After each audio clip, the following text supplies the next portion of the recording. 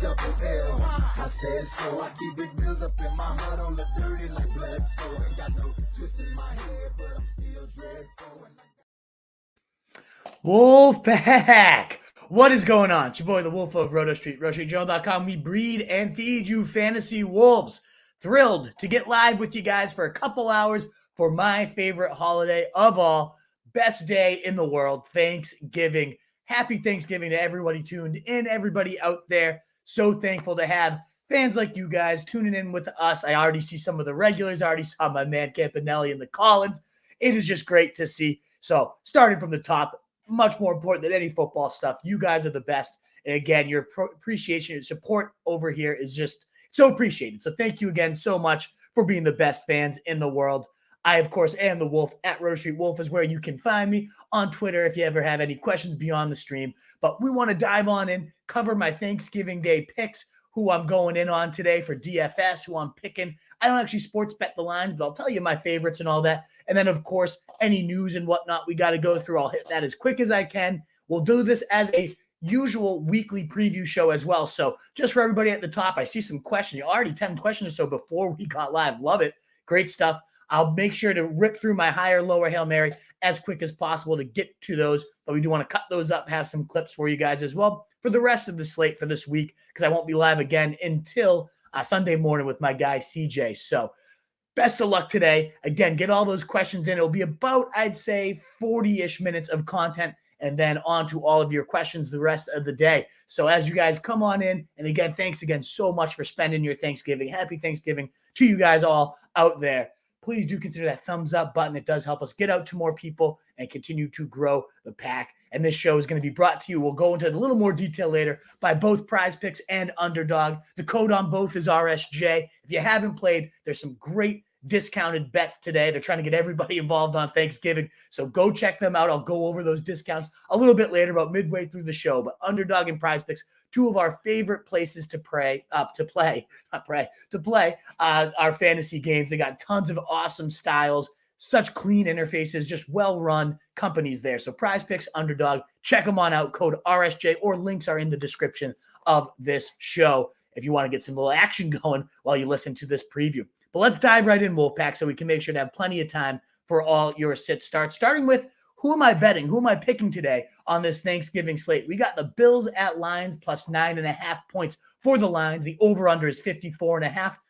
I'm picking the Bills even with that giant onslaught. I know Josh Allen hasn't looked quite right these last few weeks, and he's got, only Zach Wilson had a lower passer rating, or I saw some stat crazy like that over his last 3 games since that whole elbow thing flared up.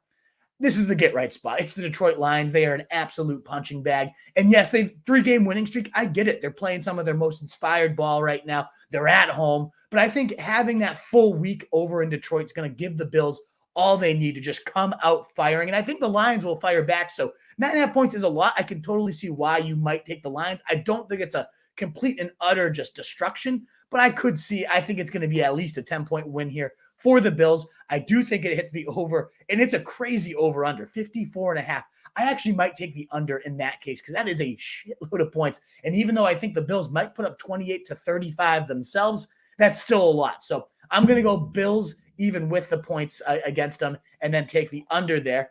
Next up is Giants plus 10 at Cowboys. I'm taking the Giants. 10 points is a shitload. Never mind the fact that the Cowboys are, I just saw this, 1-10 against the spread in their last Thanksgiving games. They're actually just 4-8 straight up. They're not good on Thanksgiving over their last 12 years. So I'm shocked by that. I do not expect the Giants to just go and outright win it. But 10 points is a lot, and we've seen the Giants keep games a lot closer, a lot more competitive than anyone would have expected all year. They're 7-3 against the spread on the season, over under 45.5. I'm also taking the under. I know I always want points, so it's rare that I take unders, but I just think this one's going to be a bit more of a slugfest. The Cowboys are going to have a bit more trouble than what the Vegas odds are projecting here. So I'm going to go Giants plus 10 here, and under the 45.5. And then you got the Pats plus 2.5 at Vikings. I'm going to the dogs again. I wanted to make it a complete doggy doggy style Thanksgiving here. As the words were coming out of my mouth, I was like, hey, we got to let them go at this point. But man, I just do think the Bills come out really flying today. So I'm picking 2 of 3 dogs, Giants and Pats. I'm taking the points with the Pats. I would money line the Pats, to be honest. I think they outright win this one. Yes, on the road against the Vikings, but Kirk Cousins' line completely dinged up right now. He's got 2 backups and maybe a third coming in today. We will see. But without Darisaw last week, an anchor at the left tackle, he was pressured on over 55% of his throws, and he is one of the worst quarterbacks with pressure. Similar concerns also for Jared Goff today, losing 2 guards and maybe his center. He's also horrendous against pressure. So both of those quarterbacks, potential like low-end QB2s. I mean, high-end QB2s for a lot of people, low-end QB1s. I'm a little bit skeptical of them today. I think the Pats will get all over the Vikings tonight, and ultimately, I could see no one called a blowout, knocking on wood here for my Patriots, but I think they're going to have a solid effort today. I'm going to take the under as well. I think the Vikings are frauds, and they're going to continue to be exposed just like they were by the Cowboys last night. In terms of just news for this Thanksgiving slate, and I just should have said it at the top. If you're catching this after Thanksgiving, you're catching the replay show, you're listening to the podcast, a lot of this isn't going to matter. I would say check those timestamps. My boy CJ will have this all stamped up, packaged up nice and clean. So you can fast forward right to the Week 12 news and higher, lower Hail Mary if you're just here for your Week 12 preview, catching the break, or you want to learn where I was just completely moronic on my Thanksgiving Day calls. Maybe I just did horrendous against the spread. I don't know. We will see. But here's some of my predictions for the slate. So if you're catching the replay, you can see where I went completely wrong, or just fast forward to the Week 12 news on the podcast, or again, the stream replay here. But this is what I think is going to happen today based on the quick news. I'll just run through that. DeAndre Swift practiced in full. He's off the injury report. I still don't care. Yes, DFS-wise, I get why, under 10% owned probably right now. DeAndre Swift makes sense. I can't go to it. We know Jamal Williams has become that, leading the NFL in touchdowns by a wide margin at this point. Just half of his games, he's had 2+ scores. That's just crazy. The guy's been an absolute hammer. Absolutely the James Conner role that a lot of great analysis like Ian Hart has predicted on our show. He's coming through big. So I can't trust DeAndre Swift. He seems completely in the doghouse when he was playing the same amount of snaps as Justin Jackson. Until I see that shakeout, you'd think a game like this against the Bills, where you need all the explosiveness you can get, is where you'd want to unleash Swift again. And maybe they do. There is definitely a narrative. And so, of course, that's how you got to win the millies, when you get ahead of these things. I could see it, but personally, I'm not banking on it. I'm not starting Swift in my seasonal, my DFS leagues. A guy that I am intrigued by, at least in DFS, is DJ Chark. He practiced in full. He has no injury designation. He played last week, limited snaps, didn't do a whole lot. But in the first couple of weeks of the season, he was averaging 15 points per game. He had a lot of targets. We've seen Josh Reynolds play well in this role. Khalif Raymond in the number 2. They're going to be chasing points. I don't know that I trust him in regular seasonal formats unless you're really, really desperate. But we have no teams on bye, so a lot of the sit starts are going to be probably more loaded rather than like, which shithead receiver do I play today? My guess is DJ Chark is not someone you need to consider for seasonal, but at 3,800 on DraftKings, I think he's going to be at low ownership. I think he could have himself a nice day. It feels like a Thanksgiving tradition that a random Lions receiver just goes nuts at 12:30 and just ruins everybody's lineups. I could see that being DJ Chark. He's not quite as random as some of the names we've seen out there before. So keep your eyes peeled for him. The other receivers, again, most of these notes don't necessarily matter for seasonal, but DFS-wise, Richie James is questionable. He's got a good spot in the slot. They're going to get pressure on them. We know the Cowboys can get after the quarterback. So I see a lot of dicking and dunking happen if Richie James at 3,400 is in. Not a bad play there. If he's out, I even like Slayton more after he might get kicked in, and he might be a guy you actually have sit start questions on, because Slayton's been really, really solid these last 6 weeks. Only one dud in there, a bunch of plus wide receiver 3 or better games. I really like Slayton. He's only 5K on DraftKings as well, so another intriguing pick. And the last receiver, really last nugget for Thanksgiving, as far as I can tell, is Devontae Parker is questionable but expected to play. 3,900, another guy that could just catch a touchdown and blow the slate up for you. But those aren't the guys I'm going in on. So to me, there's a few plays. Bold Wolf, Josh Allen's a must play. He's facing the Lions. But I'm seeing a lot of people say, this is the spot to get contrarian. Don't go to Josh Allen. He's banged up. He's only 12 points last week. He's not running as much more.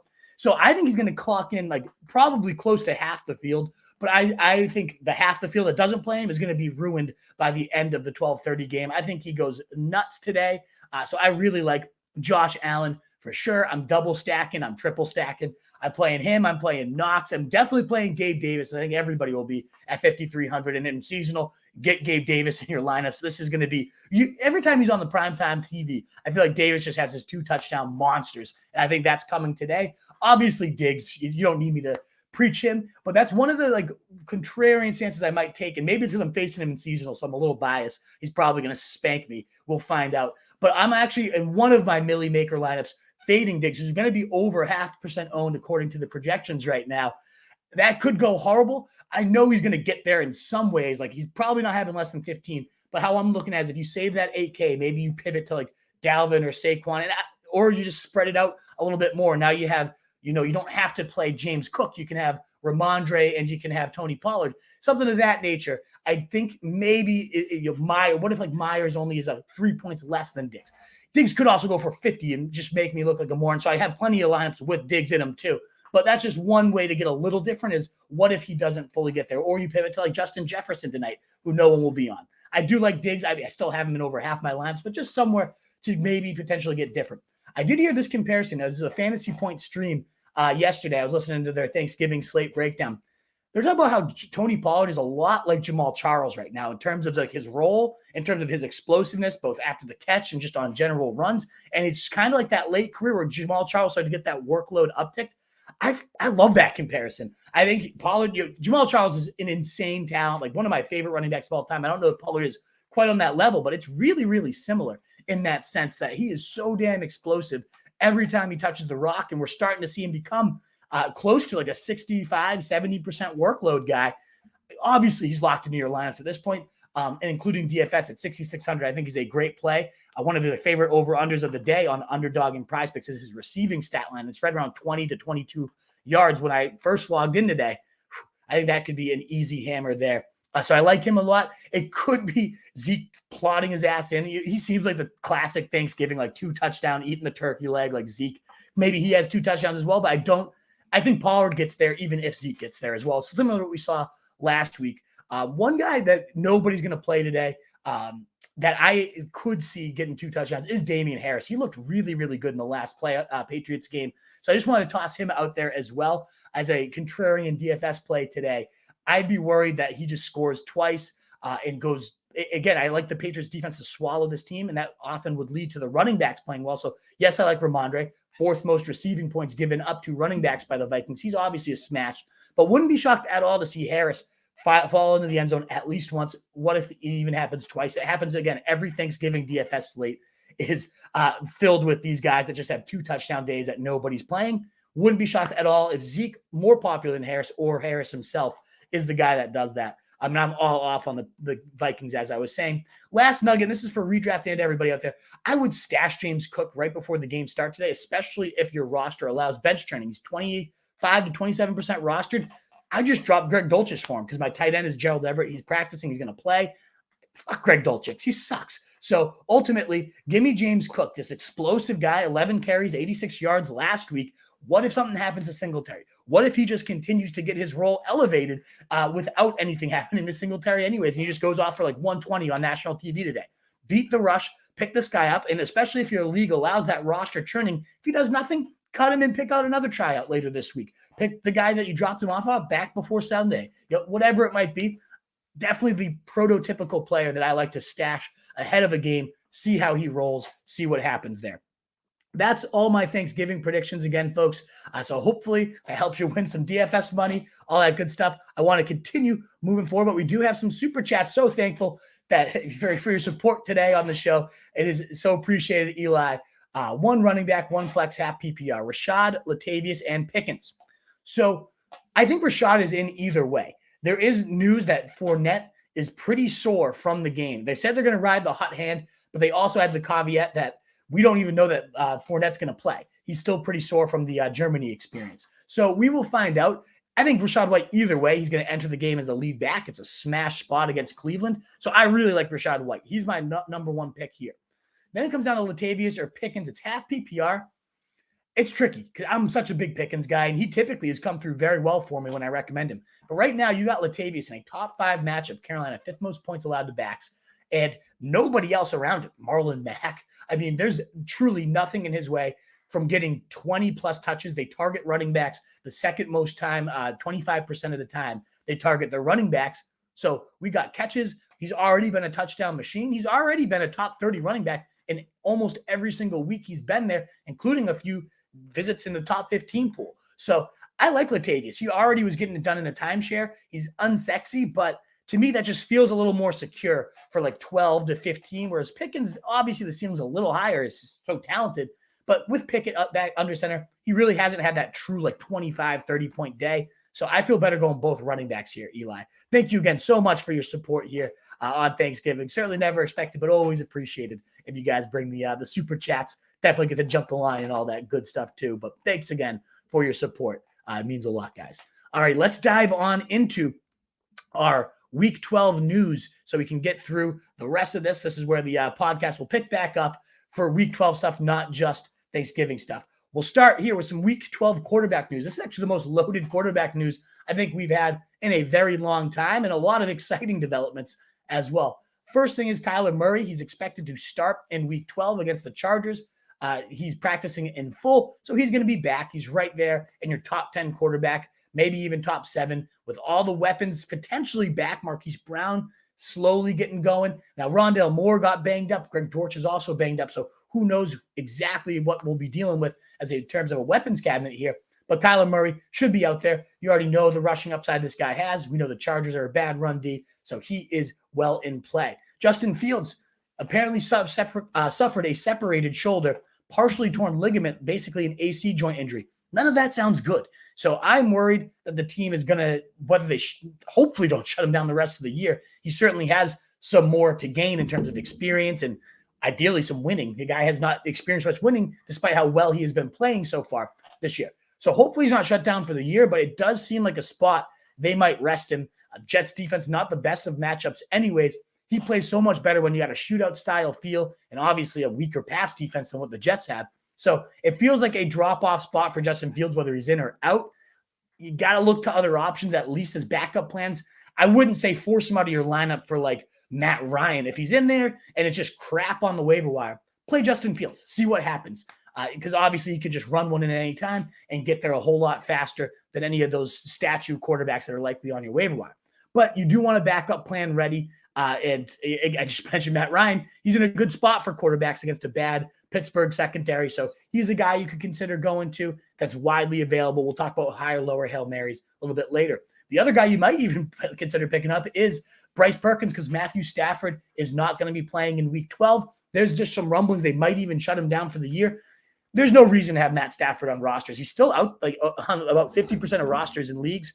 Just a burnt spot at this point, because even if he comes back, who's he throwing to?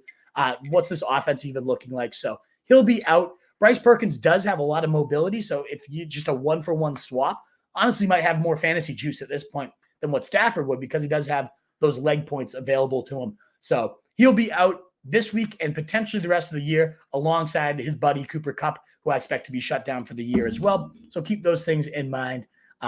No reason to hold on to Matthew Stafford. Davis Mills also getting benched for Kyle Allen. Obviously not playing either of these two guys, but just interesting to see here. Definitely a fresh look for a team that could sorely use it. Davis Mills definitely had an impressive rookie season, but has not built on it at all. So clearly they'll be looking for their franchise guy towards the top of the draft this year. We'll see what happens. Also, Zach Wilson finally getting benched. He'll be inactive, not even benched, not even the backup here. Inactive. That's how big of a locker room cancer this guy had become. What a useless piece of shit. But great news for all the weapons there, especially the running backs. So Mike White will be getting the start.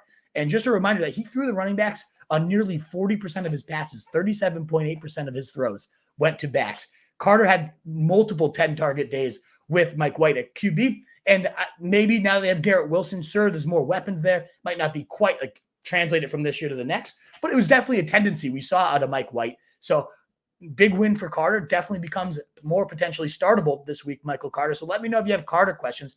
Much more in on him. But the 3 games that Mike White had 30-plus pass attempts, running backs saw 39, 41, and 37% of them. So we've never seen a team since 2011 finish with a running back target share ahead of 38% just once with the Patriots. So, yeah, definitely upgrades for the backs. And just obviously Garrett Wilson, Even Elijah Moore, probably not startable, but maybe, still out there in 25% of leagues. What if he can get a season going with a quarterback change? Maybe it happens. I don't have much faith in him. He wasn't doing it with Flacco early in the year, but I certainly feel much better about starting Garrett Wilson this week. Another guy you might have a sit start about. Moving to the running back position, Zach Taylor, Joe Mixon saying Joe Mixon still in concussion protocol. Obviously, Samaje Perine, he's now about 50% rostered. He was the handcuff. He's the guy to pick up. If he's still out there and you need a backup plan, I would go to him. We do have some Hail Marys, and a little bit later, if you're missing Joe Mixon, you didn't get Samaje Perine, who could be out there in your leagues, including, if you're listening live right now, James Cook. If you're waiting out for Mixon, I wouldn't play James Cook necessarily today. It does seem like it's trending towards Mixon playing, but if you're desperate for a Hail Mary either way, again, I really like James Cook potentially mopping up the duties today against a bad run D.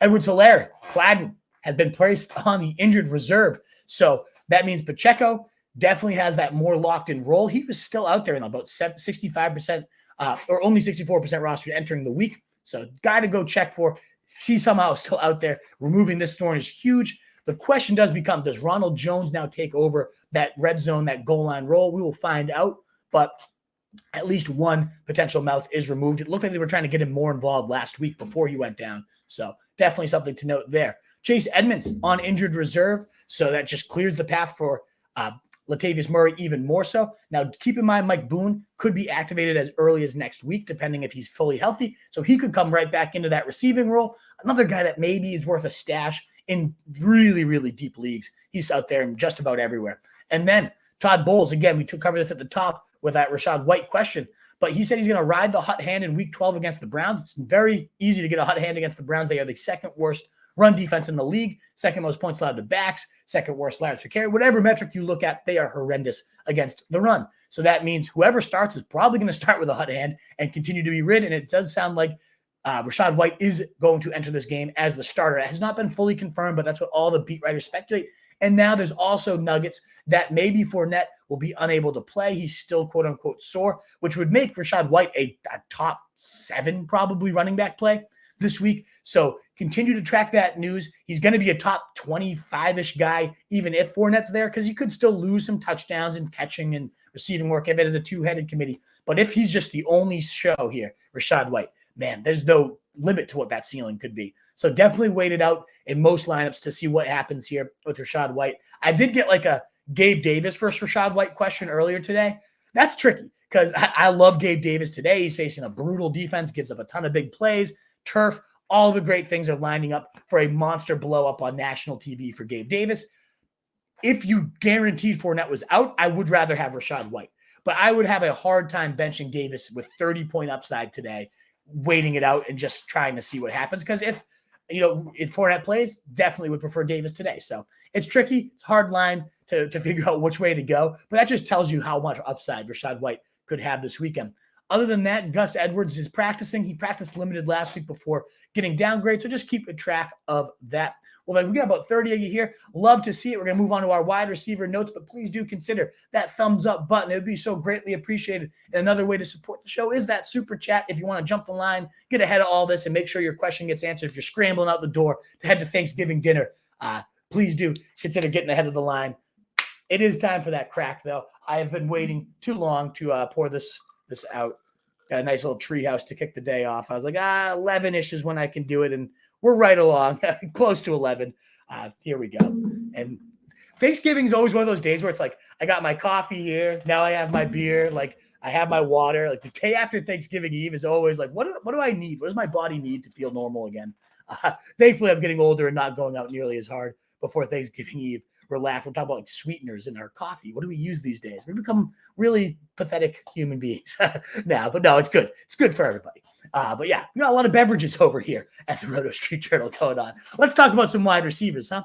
Joe Burrow expects Jamar Chase back. What a great matchup to walk into. Second most points allowed, 2 wide receivers, most deep yards allowed, 2 wide receivers on the year so far. Great spot for Jamar Chase to go absolutely nuclear. If he's in your lineup. There's no real debate about that one. T. Higgins is still a great play too, with or without Jamar Chase. 140 yards last week, like unreal target hog day for him. Keenan Allen, full participant in Wednesday's practice, coming off a nice return to the lineup, was like right into that top 20 role. We saw peppered with targets, and he was only playing about 65% of the snaps. I think that role continues to get elevated. We keep seeing Keenan Allen rise up the ranks. I'm about +5 the expert ranks right now on Keenan Allen. I see no reason not to treat him any different than what we've treated him in the past, and that's like a low-end wide receiver 1. So if you have a Keenan Allen question, let me know. Mike Williams did not practice on the other side of things, so maybe even more targets for Keenan Allen. It's his first full practice since week 1. I feel really good about him. Cardinal secondary is a joke, so really like Keenan Allen heading into the week. Kadarius Toney, oh God. First, apologies. Anybody out there that started Kadarius Toney on my recommendation, I know I wasn't the only expert high on him. It was pretty easy. You see the upside with this talent, and no McCole Hardman and no Juju Smith-Schuster. It's Kadarius Toney. He does it to us again, the fucking hamstring right away. Like, it's just a reminder, a middle finger to us all. I hate that guy. Like, he's just so tantalizing. I tweeted out like the quote from Good Will Hunting. Like, I wish I never knew someone out there was like you, because then I wouldn't have to be up all night thinking about like how you're throwing it all away. Because he is so damn explosive when he's out there. It sucks that he can never stay on the field. But at this point, you can't trust him. Maybe cuttable. He's still so explosive and could still have a good role down the stretch. But is he ever going to have a healthy hamstring? Who knows? On the other side of things, though, Juju Smith-Schuster is likely to return a full participant.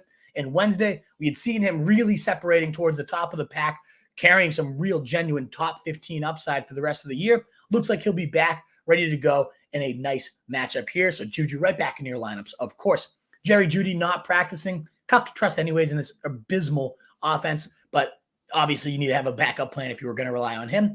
The slot role has been so reliable for your Cardinals. We saw Greg Dortch after Rondale Moore got knocked out this week come right in for a 100-yard day. I love Dortch, great player, but he was held out on Wednesday's practice, as was Rondale Moore. So who knows where that's going to go. We also did see DeAndre Hopkins man that slot role when he first got back, and we were seeing 15-plus targets a week. So you're playing Hopkins anyways, but maybe for DraftKings purposes, if those two guys are out, we see him kicked back in, maybe Marquise Brown returns outside, and we got a full gear go. Let's see what happens. Romeo Doubs also not practicing on Wednesday, not expected to play. I love Christian Watson. We'll talk about him a little bit later. And no Gage as well. Maybe Julio Jones gets a few more snaps, but we don't care about that. So let's move to tight ends. David Njoku not practicing on Wednesday. He returned from that high ankle sprain in week 11. I imagine it's just rest, but we will have to track it. He did play fewer than half the snaps. I was really into him because he's been so damn good all year, but just something to keep monitoring as the week goes. Hopefully we get some practices as we carry forward. Everett is also practicing on Wednesday. Gerald Everett, that is. He gets the best matchup by a country mile against the Cardinals this week. Plus, you got Mike Williams likely missing this one. So Gerald Everett is likely a top 6 tight end this week. Big into him. Keep obviously monitoring the practice reports. He practiced last week, then became limited towards the end of the week. So we will see what happens there. And then last but not least, defenses. Chase Young's probably going to play this week. So keep that in mind. Alrighty, Wolfpack. We are getting ready to move towards our higher, lower Hail Marys. Before we do, I wanted to, as alluded to, we'll hit the higher, lower Hail Marys, and then right before the questions, we'll talk about a couple quick promotions again from 2 partners, Underdog and Prize Picks, code RSJ, links in the descriptions. Check them on out. Need to wet the whistle real quick. Alrighty, let's dive in to my higher, lower Hail Marys. Like I said, I'll breeze through this fast. I want to hit all your questions. We got plenty of time before kickoff, so let's dive on in. Week 12 quarterback picture. Who am I higher, lower, and throwing Hail Marys against? So higher, I was struggling to find one that I was truly higher on just because there's a lot of injuries and things change. So according to the ECR, though, I am much higher on Joe Burrow. And I know that, Wolf, how crazy of you. The guy threw for 355 yards and 4 touchdowns last week. Real bold. The quarterback won it last week. Yet I'm still seeing him ranked outside the top 5 quarterbacks right now. I keep getting questions. Lamar Jackson, Joe Burrow, questions of that nature. Do I play, Tua? Do I play Justin Herbert? What about Justin Fields or Joe Burrow? It's Joe Burrow. He's a top 4 quarterback. The only 3 quarterbacks that I'd play ahead of him are Josh Allen today, Pat Mahomes, of course, and then Jalen Hurts. And honestly, Jalen Hurts versus Joe Burrow is really close for me. Tennessee is a bottom 5 defense in terms against the pass. They're very good against the run, horrendous against the pass. So a great funnel game for him. They're very susceptible to the big play, which we obviously know is always there, especially with Jamar Chase being welcome back. So I think similar to last year, after the bye, we saw Joe Burrow just go on an epic tear. I think we could see that yet again. So please don't ask me any more Joe Burrow questions, and definitely jam him in to your DraftKings. He's going to be a great play in week 4. In terms of lower, I got Trevor Lawrence at quarterback 20. He's ranked as a fringe QB1 by the ECR. I'm like minus 6-7 on this guy. He's facing Baltimore. And I know early in the year, Baltimore was a matchup to target. Their secondary is banged up. Go get these guys. Plus Lawrence coming off 17 and 21 point days. Quarterback 12, quarterback 8 in his last 2. I know they're coming off the bye and maybe they got a nice game plan, but I think Baltimore is a much more legitimate defense than the matchup might suggest. They've been, after this rough start, they're top 10 in points allowed on the year because they played so well, especially in their last 3, with just 12.7 points allowed against the Baltimore defense. 3 points, 13 points, and 22 allowed. And they were facing a couple decent offenses in that stretch too. So I think this is a much rougher spot than people think. I think Trevor Lawrence is just not a good quarterback in general. I've never been a Trevor Lawrence guy, so I'm a little bit lower on him. I'm also, as always, lower on Aaron Rodgers, a good secondary there for the Eagles. He's been pretty steady the last few weeks, 16, 16, 17, 19, 19. Like, we're definitely seeing that increase, and I love Christian Watson, so maybe a couple big plays help Rodgers out. They'll certainly need points against Philly, but I'm just not going to that well. I'd rather have like Marcus Mariota or my Hail Mary, Jacoby Brissett, we'll talk about in a little bit. And that's actually where the next guy is Jacoby Brissett, my Hail Mary for the week. Big fan of him and how he's played recently. It's really like his last game out there as the starter. We know Deshaun Watson's coming back. So I think this is a leave it all on the field. Tampa Bay, decent secondary, but middle of the pack this year, whereas it's been a matchup to avoid in years past. They're just middle of the pack right now. So 16, 20, 26 points in Brissett's last 3 efforts. He's been a top 10 quarterback in 2 of his last 3. He's balling out. I was definitely wrong about this guy and what it would mean to the offense while we were waiting for Deshaun Watson here. Brissett's been balling. He's playing really, really well. DPJ, Amari Cooper, both have been well sustained, well fed from Brissett. The defense sucks. I think Tampa Bay comes out firing from their bye, and we're going to need, just like last week, where he had to chase points against Buffalo, he's going to be chucking all day. Tampa Bay defense recently gave up 19 points to Geno, 21 to Lamar, 18 combined to the Steelers. They're really not that good of a defense, and they haven't played many people, and they're still not ranking great. So ultimately, I like him this week. Moving on to the running back position for my higher lower Hail Mary for week 12. You know where I'm going. It's Jeff Wilson every single time. I'm +3 ECR on him. I think most people are likely starting Jeff Wilson if you have him, but it is a week, as we said at the top, no bye week. So it's definitely going to be tougher decisions coming down the wire.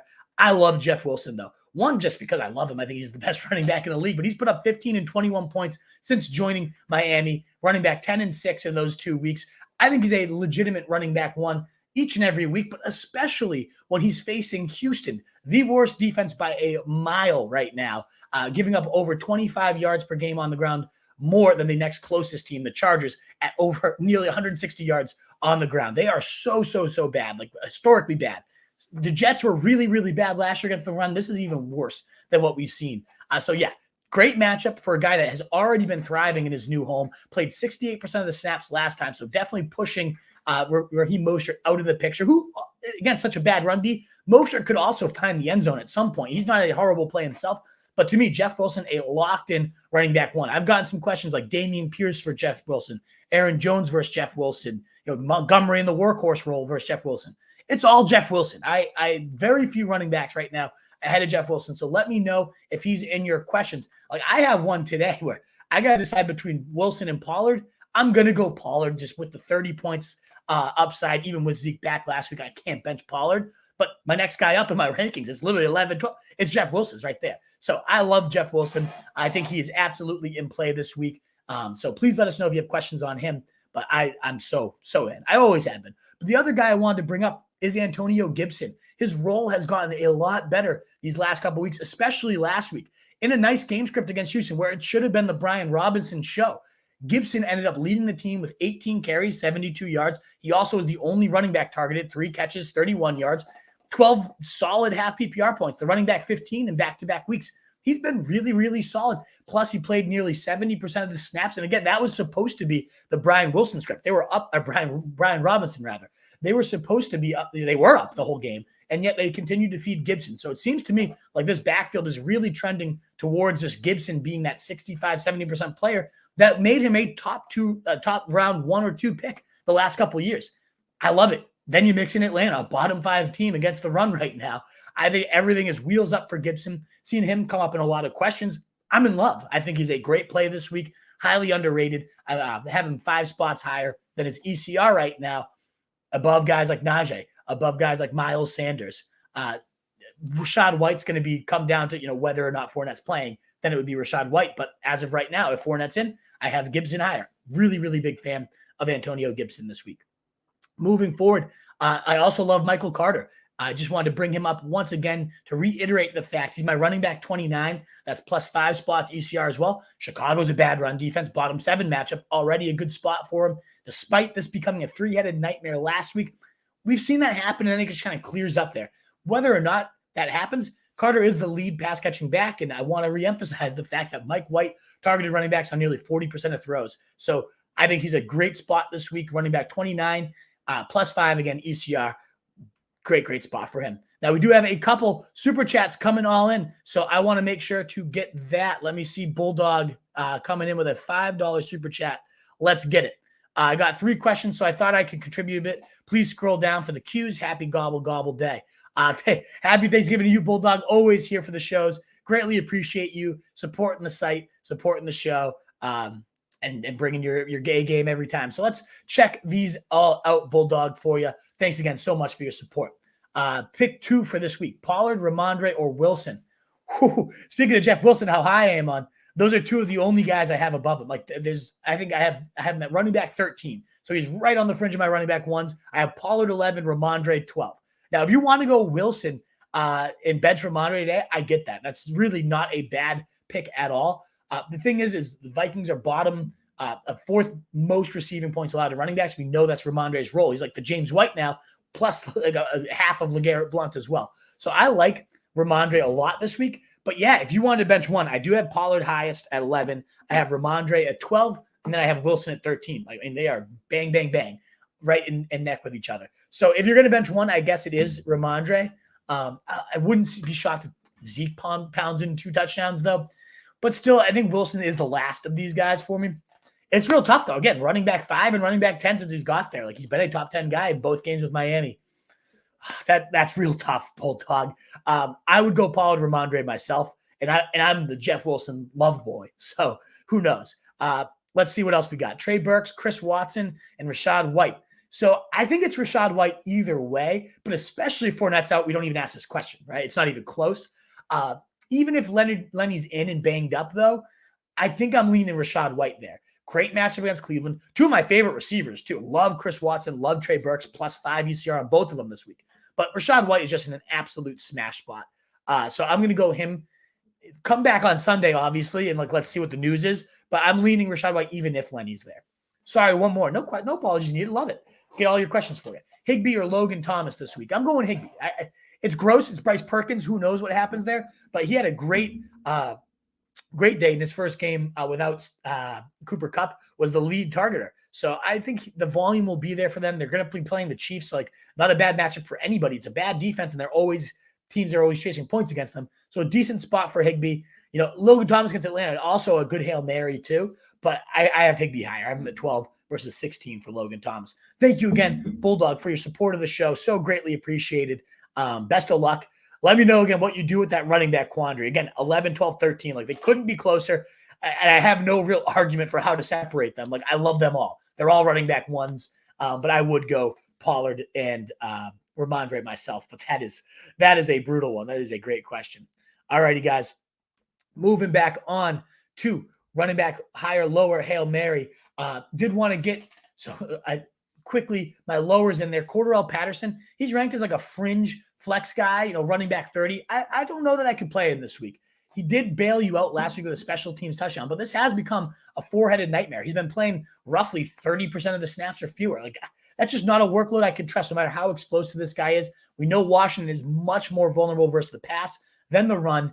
So with Caleb Huntley and Avery Williams mixing, how Avery Williams gets 3rd down snaps, I don't know. But again, Patterson would be so perfect if that was his role. But until it is, I can't really trust him in my lineup. So I'm benching Patterson where I have him for Rachaad White, for some of these other guys. I'm also a little bit lower on Pacheco this week. I know he's even with CEH out there, out on the IR. I just don't know that I love Isaiah Pacheco.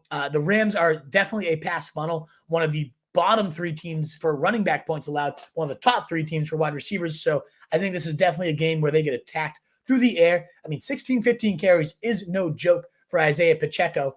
But, what's he necessarily doing with him? 82 yards, 100 yards, no touchdowns. I really need to see him take over that goal line role. And I'm just worried that Ronald Jones comes in and gets the touchdowns. Otherwise, he's always going to be kind of like way back in the day, toss-out name like Julius Jones. I don't know if you guys remember him way back there on the Cowboys. He was a great runner, got a nice 10 to 20 carries every week. But then Marion Barber would come in and pound in the touchdowns, and Julius Jones would always be like a running back 35, a running back 33. And that's kind of what I see with Pacheco here. It's not a great matchup, plus the idea that I think he continues to get vultured there makes him just a little bit lower. Like, give me Michael Carter. Give me Latavius Murray. Give me some of those guys ahead of him. So just a few spots below ECR. Mostly in line with running backs this week. Now, in terms of Hail Marys, I already mentioned I do really like James Cook today, 27% rostered. If you're desperate, what a good spot. This could be the mop-up duty. We saw that happen last week, 11 carries against a bad run D, put up 85 yards. It came through for my boy Thomas Medina over there. That was my Hail Mary running back play. He started him and he got the 9 points he needed. Nice. I like that. So I really like him today. If you'd rather wait it out, like you got an option, you're waiting to see what happens. I also think Kyron Williams, I prefer him over Cam Akers. We talked about this on the waiver wire show, but he actually played 55% of the snaps, all the third down work, all the 2-minute offense, and they're facing the Chiefs. So what do you think is going to happen this week? They're going to get the doors blown off them. They're going to need to come back mode. So I absolutely like this spot for Kyron Williams. They're giving up a ton of receiving work, the Chiefs, 2 running backs, and he looked like he had some juice. I know he's a bottom athlete in terms of measurables, but production-wise, he did really, really solid at Notre Dame. He had that 3-down skill set and wouldn't be shocked at all if they just decide this is a lost year. Let's turn the keys over to our rookie. Let's see what happens. They're comfortable enough with him to drop Darrell Henderson to the waivers. I like Kyron Williams at 29% rostered. If you're desperate for a running back, I have him about 5 spots above the ECR and not a bad Hail Mary play. That's out there in a lot of leagues. Alrighty, guys, we will move on to our wide receivers. Let's hit my higher, lower Hail Marys for week 12 here. Starting with Chris Godwin, a guy that I think deserves every week starter status, but I often get questions about. Want to emphasize one, good matchup versus Cleveland. They give up a lot of chunk plays, like 20 to 25-yard plays towards the top of the league, and that's where Godwin really makes his money, those deep posts, work in the slot there. I think he's in a great spot. They're bottom against really outside slot, everything. They suck, but particularly the slot, they've been very vulnerable. And now Godwin, the numbers have not been great this year. But then you look at the targets, and it's due to regress to the positive means. 12, 13, 11, 10, and 8 targets in his last 5 weeks. You talk about how I'm just feeling healthier and healthier by the week. It takes some time to really get back to your full self. As a former ACL tearer myself, double tears, had it happen twice. It's not fun. And not that I'm on the NFL field anymore, but it takes a little while to get yourself going here. He finally found the end zone for the first time last week, 671 and a touchdown for a wide receiver 14 finish. So I know the underlying, wide receiver 31, 28, 39, 21, 33, 34. Like those don't look great, but I think he's really just getting back to himself. He's going to see, again, another double-digit target day and a soft matchup. I have him as a top 15 play. I think he's going to be a true, fringe wide receiver 1 each and every week, whereas he's being ranked more so as a low-end wide receiver 2 right now. I don't see that. I think he's absolutely locked into lineups where you have Chris Godwin. Big fan of him. Also moving forward, I talked about Christian Watson a little bit earlier with Aaron Rodgers. I love this guy. Plus 6 ECR. I have him at wide receiver 24. So most leagues, I'm starting him. Wherever I have him, he's probably in my lineup. Philly, not the best matchup. If they shadow him with Slay, it gets even worse. But my guess is Slay goes to Alan Lazard, the lead target guy here, and we slowly see Watson become the lead target guy.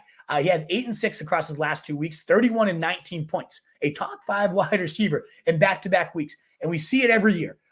Just no name, not no name, but a wide receiver has done absolutely nothing, just goes berserk down the stretch. And then people continue to question it and poke holes in it and figure out why he's going to flop. Maybe he flops against a good pass D, but I also sometimes believe in just riding the hot hand. And right now, Christian Watson clearly has it at minimum as a red zone threat. 6'4", like using that big frame, making some great contested catches as a red zone threat. But obviously, we have that deep speed that can just break a game at any point. They probably need to chase some points against Philly. So I still going right back to the well. I'm not taking my foot off the gas, and I don't think Christian Watson does either. Keep riding that sports car, baby. We talked about it last Thursday. Like, you picked him up. You don't leave your new sports car in the garage. You take it out for a ride. And my joy ride on Thursday got the job done. I'm not putting him back in the garage. We're riding this Christian Watson train for sure. Keep going with that one, Wolfpack. But I also do like Garrett Wilson, wide receiver 25, just below him, 4 spots above the ECR. Chicago, not a good defense in any metrics, but not good against wide receiver ones. And Wilson, the only thing holding Garrett Wilson's back has been quarterback play. And even then, he started to find his groove with Zach Wilson. That's just how damn talented he is. 15 and 14 points before crumbling against New England this last week. I think injecting a mildly competent quarterback. I mean, that's what we're setting the bar at here, is all we need for Garrett Wilson to return to 15, 14, some of those nice top 15 potential numbers for him. So I have him right back into my lineups. In terms of Hail Marys, I want to emphasize still out there in over half of leagues, Paris Campbell. The guy averages 18.5 fantasy points with Matt Ryan across their last 3 games together. I don't know what light switch went on, but 11, 12, 9 targets in those, and then 6 targets this last week. It was a little bit of a downturn, but still, the guy has been an absolute monster. He hasn't had fewer than 9 PPR points in those 4 games and a couple top 10 weeks in there. So I don't know how he's over half of leagues. Really like Paris Campbell each and every week, especially against a Pittsburgh team that is god-awful against the slot. Second worst. Only the Raiders give up more points to slot receivers. So I like Paris Campbell. I also really like Treylon Burks at 43% rostered. So explosive. I talked about Watson as that blow-up stretch run guy. Maybe it's Treylon Burks. And if it's not those guys, let's say those guys are gone in your leagues. They've been rostered for the last 10 years. Like, spit on me because your league's way more competitive than them. Okay, I get it. They're still out there in half a league. So just tossing it out there. But let's say you need somebody more of a deep flyer. I'm in love with Demarcus Robinson. 15% rostered for the Ravens. I think he has taken over that wide receiver 1 role. Duvernay, 2 targets across his last 2 weeks. Demarcus Robinson, 28% target share last week, 24, 29 the week before. He's slowly emerging as that clear-cut wide receiver 1. Lamar Jackson, before last week, said, we really got to start force-feeding this guy the ball. Every time we do, good things happens. And what happened when he did? Demarcus only rewarded the team with a monster day. 9 catches on his 9 targets, 128 yards. The only thing he didn't do was find the end zone, but 17 fantasy points, was the wide receiver 8 last week. So I think this could continue. We got Jacksonville, nice soft matchup for him. Plus you got for Robinson, not only is just a nice wide receiver Hail Mary this week, wide receiver during weeks 15, 16, and 17, Cleveland, Atlanta, Pittsburgh, the easiest schedule for wide receivers in your fantasy playoffs. Let's say he goes off against Jacksonville, has a nice day against Denver, and then Pittsburgh again in week 14, the most points allowed to wide receivers. Let's say he just continues to build that rapport with Lamar Jackson. Who's saying he's not Demarcus Robinson, that wide receiver that goes completely bananas down the stretch with that schedule? He has all the makings of it. It reminds me of like Antonio Bryant. For all you guys have been playing fantasy for like 15 years. He was a veteran wide receiver that had a good, decent flashes, then went crazy because of a schedule down the stretch. So Demarcus Robinson, a guy I just like a whole lot this week. I have him ahead of Adam Thielen, ahead of Brandon Cooks, ahead of Drake London. My rankings don't reflect that, so I'm going to make sure to update that. But I definitely feel that I'm all in on Demarcus Robinson this week. Last but not least, last and least, tight ends. But let's get into my tight ends for the week. I'm way higher on Gerald Everett. Right now, he's 20 spots. I'm higher on him than the ECR. Now, I know a lot of that's injury related, but I still think he's not going to shake out as high in the ECR. I'll probably remain about 5 spots or so. Once people adjust for the fact that he is practicing, I have him at tight end 7, only below Freiermuth, Kittle, Schultz, and Hawkinson, Andrews, and Kelsey. And I might even bump him ahead of Fry and Kittle because Arizona is so bad against tight ends, historically bad. As bad as Houston is against the run, that's like the matchup for Arizona with tight ends. I don't know what it is. We saw that play with Kittle where they had like 4 defenders. They just couldn't tackle him. Like they just allergic to tackling tight ends. So I really like Gerald Everett. No Mike Williams likely this week. I think he is a smash fringe top 6 tight end play. Him versus Dawson Knox, a great question I've gotten a couple times. It is tricky just because what if Everett, another flare up and then he's suddenly out and it's like, fuck, well, that sucks. So I'd probably get Knox in against Detroit today. That's a great spot for him, and he's seen a nice bevy of targets these last couple of weeks with 7 and 6. No blow-ups quite yet on the season for Knox, but he's long overdue for that 2-touchdown day. It could surely happen against Detroit. So I like him a lot. But Gerald Everett, definitely the guy I'm hammer on. And I also like Njoku. A lot of times coming back from the IR, we see those like 40% snap days as they ease people in. That's what happened here. He still had 3 points on only playing 40% of the snaps. I'm not sitting here saying 3 points is great and we should be happy, but he was making some catches. The reason why we've liked him all year, athletic freak, jumping up, making some monster just contested grabs. We saw that. We also saw Harrison Bryant drop like 2 end zone targets. So I think his role will get scaled way back as soon as the gas pedal's ready to put down on Njoku. And why not as early as this week? Was a top 6 tight end before getting hurt, and not a bad spot here against Tampa Bay, a top 7 matchup for tight ends right now. So I'm 4 spots above the ECR. He's got multiple top 6 days on his resume, 19, 7, 12, 7, 11 points before getting hurt. I mean, all of those are usable, but especially a couple top 2 weeks in there. So I really do like David Njoku. And last but not least, a couple lowers here. I'll mention Taysom Hill. The fact that his snaps have gone up a lot, especially this last week. They said we want to get him more involved. Get him more involved. They did. Now, it didn't result in a ton of fantasy points, 7.6. But, man, they did up the workload a lot for Taysom Hill. So 9 carries, 52 yards. Did also have an 8-yard catch. So 7 points. The tight end 9, which is 7 points. Plus, you always have. He had a 34-point day against Seattle this year. I had a 15-point day against Atlanta. There is always that upside that he could be a top 3 tight end any given week. And they continue to talk about getting him more involved. Nick Underhill tweeting that out. So I do like Taysom Hill. Also, as my Hail Mary of the week, really like his running mate, Juwan Johnson. Now, he's up to over 30% rostered at this point, but he has scored 5 touchdowns in his last 5 weeks. He's been a top 8 tight end in 4 of those 5 weeks. He's been a top 5 tight end in 3 of those 5 weeks. The guy's been a beast. He's a touchdown machine, and I know he's only playing, 30 to 40 snaps a week. He's behind Adam Troutman on the snap totals. We don't win fantasy because of snaps, folks. We win them because of touchdowns, and Juwan Johnson is a proven scoring monster. So I do like him quite a lot if you're looking for a Hail Mary tight end. If you miss out on him and you need someone out there in more leagues, Logan Thomas, 11% rostered, played every snap last week. He's back to that kind of low-end fringe tight end 1 usage in a great matchup for tight ends against Atlanta. So good spot for Logan Thomas. The one guy I'm a little lower on, I guess, this week is Greg Dulcich, -7. I'm just done with the experiment.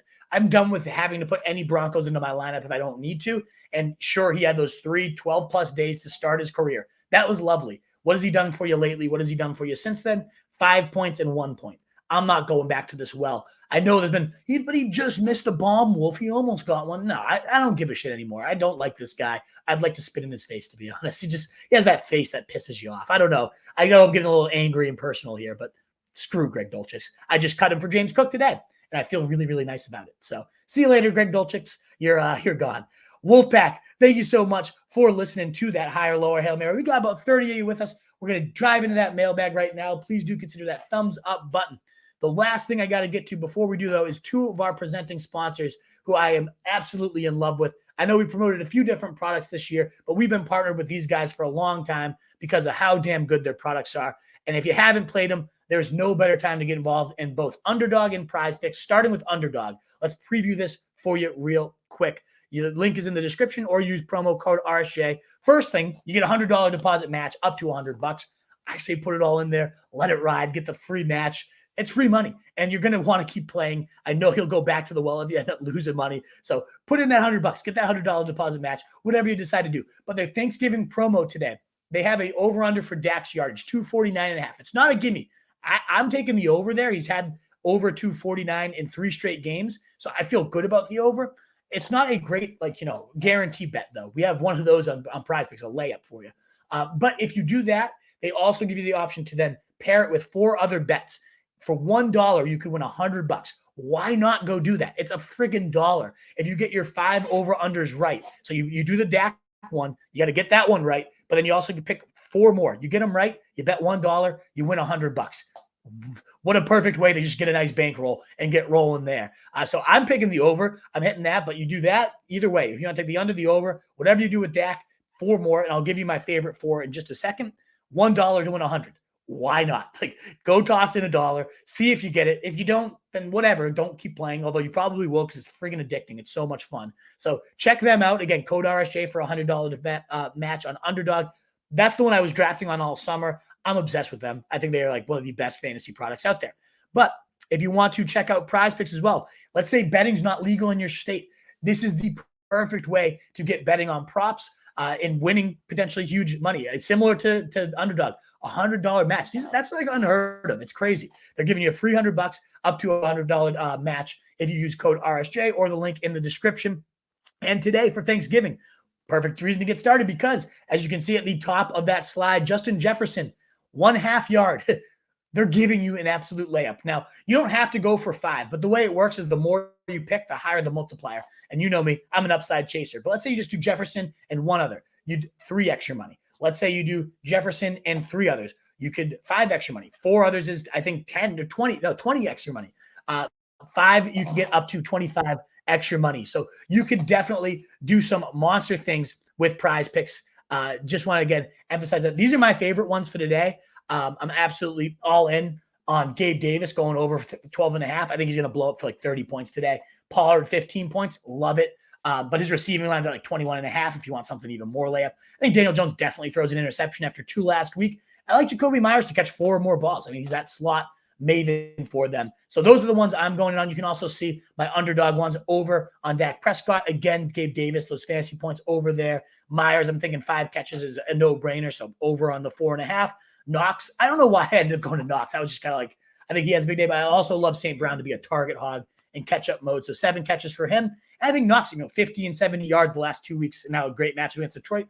Also in play, but Tony Pollard does have 21.5 there. We also have our Prize Picks guru, Turkey Heggs. What's going on, my man? Yo. Welcome to the show. How are we? I'm good, man. Happy Thanksgiving. Happy Thanksgiving to you too, brother. I figured How are we looking on the Prize Picks streets today? Yeah, I was figuring it was a good segue to jump in. Absolutely.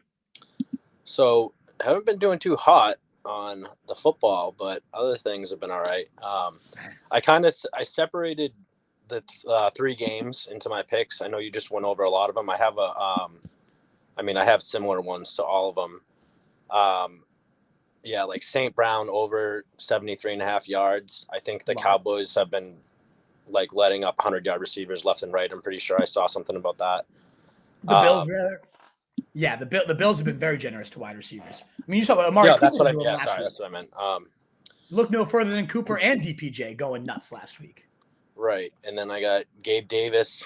Like, I don't know when I'm going to give up on this fucking guy. Like, I think he's due for that like 200-yard game, and I really hope that the Bills just smash. I know we said that last week, and we fucking jinxed the hell out of them against the Browns, which was annoying, but whatever. You know what, Diggs? You know what I think happened is that all the travel, all the chaos of the snow, like they were only there like on like an emergency like flight, and they just never had a real full week of practice. Now that they've been there for a whole week, they've been in the dome already. I'm with you. They're coming out an onslaught today. I'm all in on the onslaught for the Bills. Yeah. Yeah, I'm all on them. Gabe Davis, Josh Allen pass yards.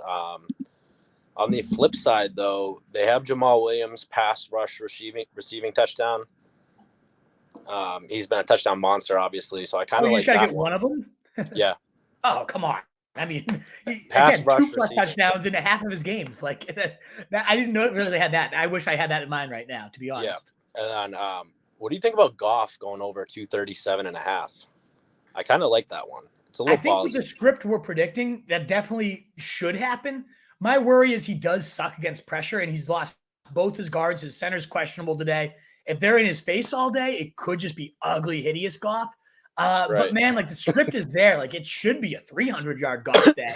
I would love that too. Yeah, I'm a little worried about the interior pressure, but 237 shouldn't be too hard for him. He typically gets there even in bad matchups. And I know Micah Parsons is playing and DeMarcus Lawrence is playing, but like they're dinged up too, so that might, I don't know if that's going to affect anything, but Micah Parsons is a sicko. Yeah, he sure is. Let me see here. Give me one more, and then we have a loaded mailbag we got to get to for the next hour or so. Zeke fantasy points 10.5. Falling in the end zone, you think? Falling in the end zone, something like that. And then these two, this is just the last one I got. Minnesota defense and Pat's defense, both over 2 sacks. Like Mac Jones is a little puss bag. He gets sacked 50 times a week. And yeah, he does. I can see Cousins getting, pressured by the Pats as well. So I thought those two are pretty good. That one's a layup. So the ones you brought up that I didn't even see, the Jamal Williams, I like most of them. The Jamal Williams touchdown, I mean, that's almost a lock every week, but especially the Pats for 2 sacks.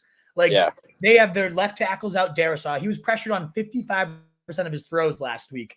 Kirk Cousins, over half the time he was spent with somebody in his face. And the Pats do have a really good, like Judon himself might get 2 sacks, never mind the entire defense. So I think that might, I got to go back and make a few more prize picks now that you've given me a few of these. Hegs, awesome picks. Turkey Hegs, best of Thanksgivings to you. Tell everybody I say hello. Wish the fam well for me. Likewise, man. Let's have a big day. Let's win some money. Let's win some money, baby. Cheers, my man. Thanks for popping in. And again, Wolfpack, that code RSJ, whether it's on Prize Picks, whether it's on Underdog, can get you up to $100 match.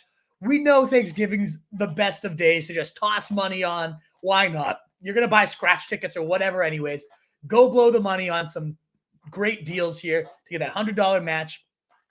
Those layups again with Jefferson at half a yard. Then you got, of course, Dak Prescott, $1 to win $100 over there on Underdog.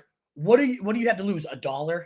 Like, come on, go do it. Why not? Underdog and Prize Picks are legal in so many states that don't have it, including Massachusetts, where I can't gamble legally yet. These are great alternatives. Win some money on Thanksgiving. Make that turkey taste extra delicious. Check them on out. Links in description. Code RSJ if you just download the apps. That's enough promotion, though, Wolfpack. We got some questions to hit, so let me remove that and bring in the familiar face of David Campanelli, my guy. What's going on, brother? What's going on, Wolf? Happy Thanksgiving. Happy Thanksgiving to you. I just want to throw it out there to the Wolfpack. Who else in the fantasy world would be spending part of their holiday with us degenerates? It's my pleasure, Campanelli. I love you guys. It's my pleasure to be here, but cheers. I appreciate that. Cheers. So, Wolf, I'm kind of in a conundrum here. It's a full PPR league. I have my running backs are just, probably the best part of my team at this point. But I'm locked in with Jeff Wilson. But I'm torn between basically start one at running back, start one at flex, bench the other one. I have Zeke, Connor, and Pierce. Who do you bench? Man, that's a tough one. I agree. Jeff Wilson's the lock there. It's tough to bench Connor right now, given how he's just become this like 90% snap guy, 90% touch guy. So I feel pretty good about James. Plus, you got the matchup against the Chargers, one of the worst run Ds in the league right now. Third most points allowed to running backs, second most yards allowed on the ground. He's found the end zone in back-to-back weeks. So I really like Connor. He's my next man up there after Jeff Wilson. So then it becomes between Zeke and Dameon Pierce. And I do have Pierce higher, but I 100% understand, the Thanksgiving rush. You want that, action today. You want to see somebody go. And Zeke does feel like the classic, fall into the end zone at least once, if not twice today. And then you're like, fuck, I benched this guy for Pierce, who it's been sketchy for Dameon Pierce because of how bad this offense is. Just 3 points last week. Otherwise, he's been rock solid, though. And you look at 11, 14, 13, 14, 19, 23, 17. So have we seen that? I mean, he hasn't scored since week 5. So is that an issue? I guess he did have a touchdown against Tennessee, never mind, but on the ground. So it is a little scary there. But other than that one really bad week against Washington, he's had double digits in 7 straight. It's tough to bench. And Miami's an okay run D. They're really bad against the pass. I think he finds his way into the end zone. So I do go Pierce. I have him a few spots higher than Zeke in the ranking, about 7 to 8 spots. I understand, though, if you get excited and you're like, shit, I got to put Zeke in. I need some action today. I get it. I can totally see that happening. And you have my blessing to do it. It's not like Pierce is a runaway. No, you can't do that. But I do have Pierce just slightly a tier ahead of Ezekiel Elliott and a few spots higher than him. So I would go Pierce and James Conner there. Okay. Connor definitely the lock, but Pierce versus Zeke, I do lean Pierce. Okay, yeah, because I know the Giants' run defense is just atrocious. They are. I can't believe I'm going to subject myself to this today, of all days. It could soften the blow for you as a Giants fan too. So you got a lot of added benefits to Zeke. I understand it. That's kind of where I'm hedging at this point. I get it. I get it. I do. And then just one other question for you. Sure. This is like a weird scoring. It's a standard league, but we get points for first downs. Mm-hmm. Would you drop Kadarius Toney for Treylon Burks or James Cook? Ooh, so I would. Are you able to, like, let's say you pick up James Cook today? Can you drop him tomorrow if he does not, like later today if he does nothing? Yes. Why not? Like 12:30, see what he does. If he lights it up, then you obviously hold him, and if he doesn't, you pick up Treylon Burks. But yeah, I think Toney does have obviously some real stretch run upside, but it's just starting to feel again like that consistent, like unrealized promise. And we're all just sitting here, and you're a Giant, you know, more than any of us. Like, the guy, he stubs his toe and he's out for 5 weeks. Exactly. And so, like, why not take the stab on these other guys? Like, see what Cook does, then get Burke, see what he does. And then, hey, maybe you pick him back up next week. You pick up Toney.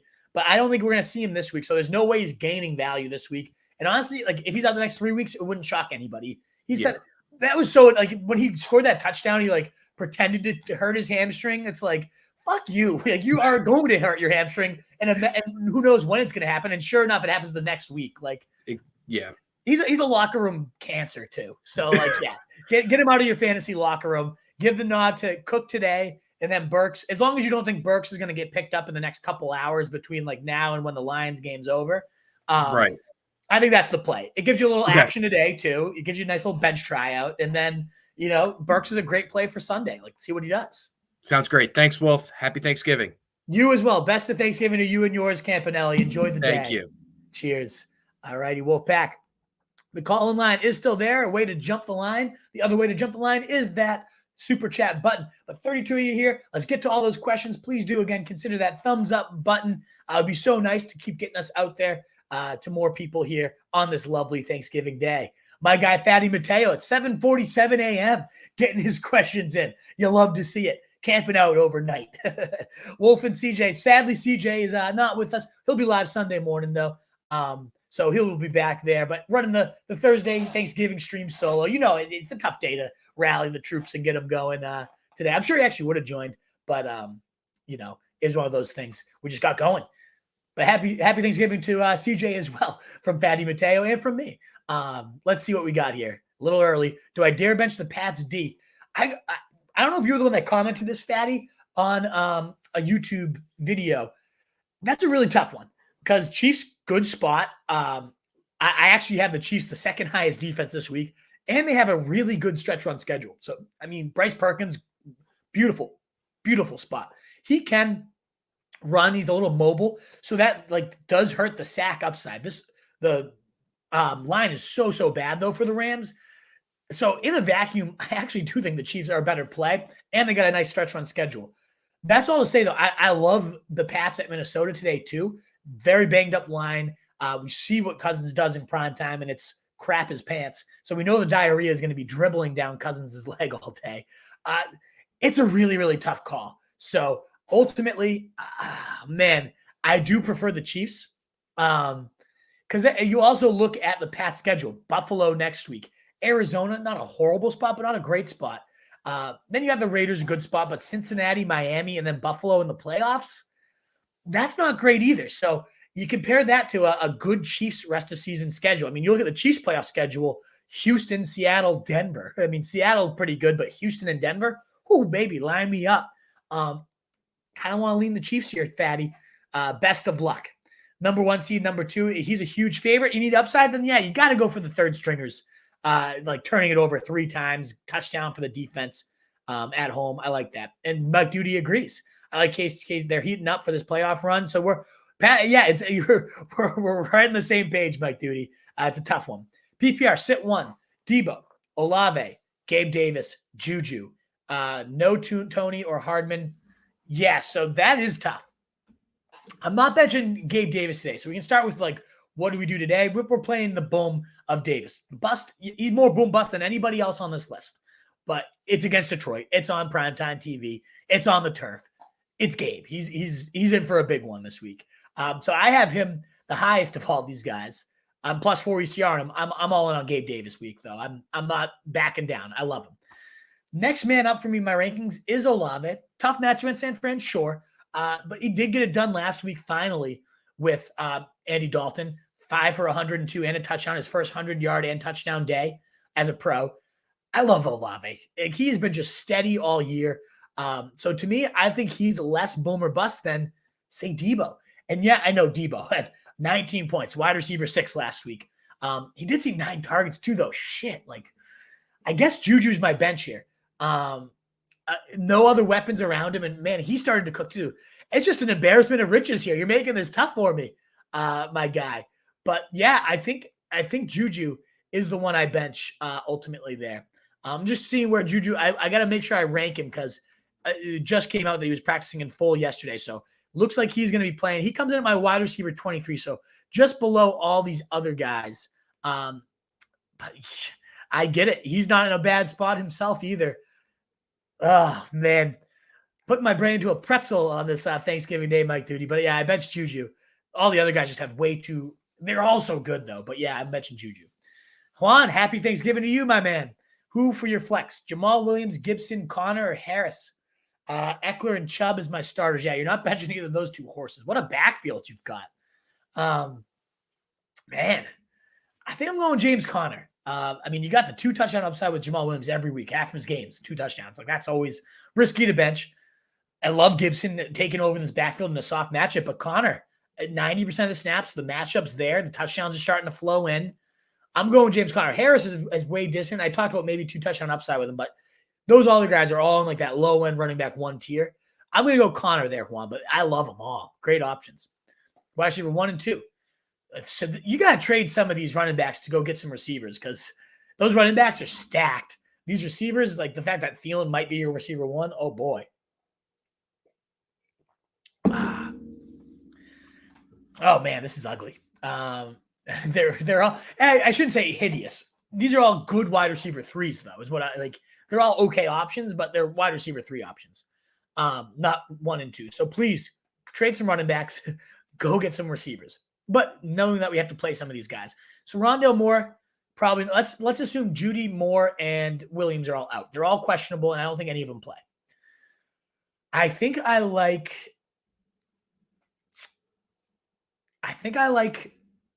Campbell, target machine, and Tyler Boyd against Tennessee. They're all similar, again, wide receiver 3 range for me, but my gut just says Campbell and Boyd for this. I don't love Deontay right now. Him and Pickett just can't get on the same page.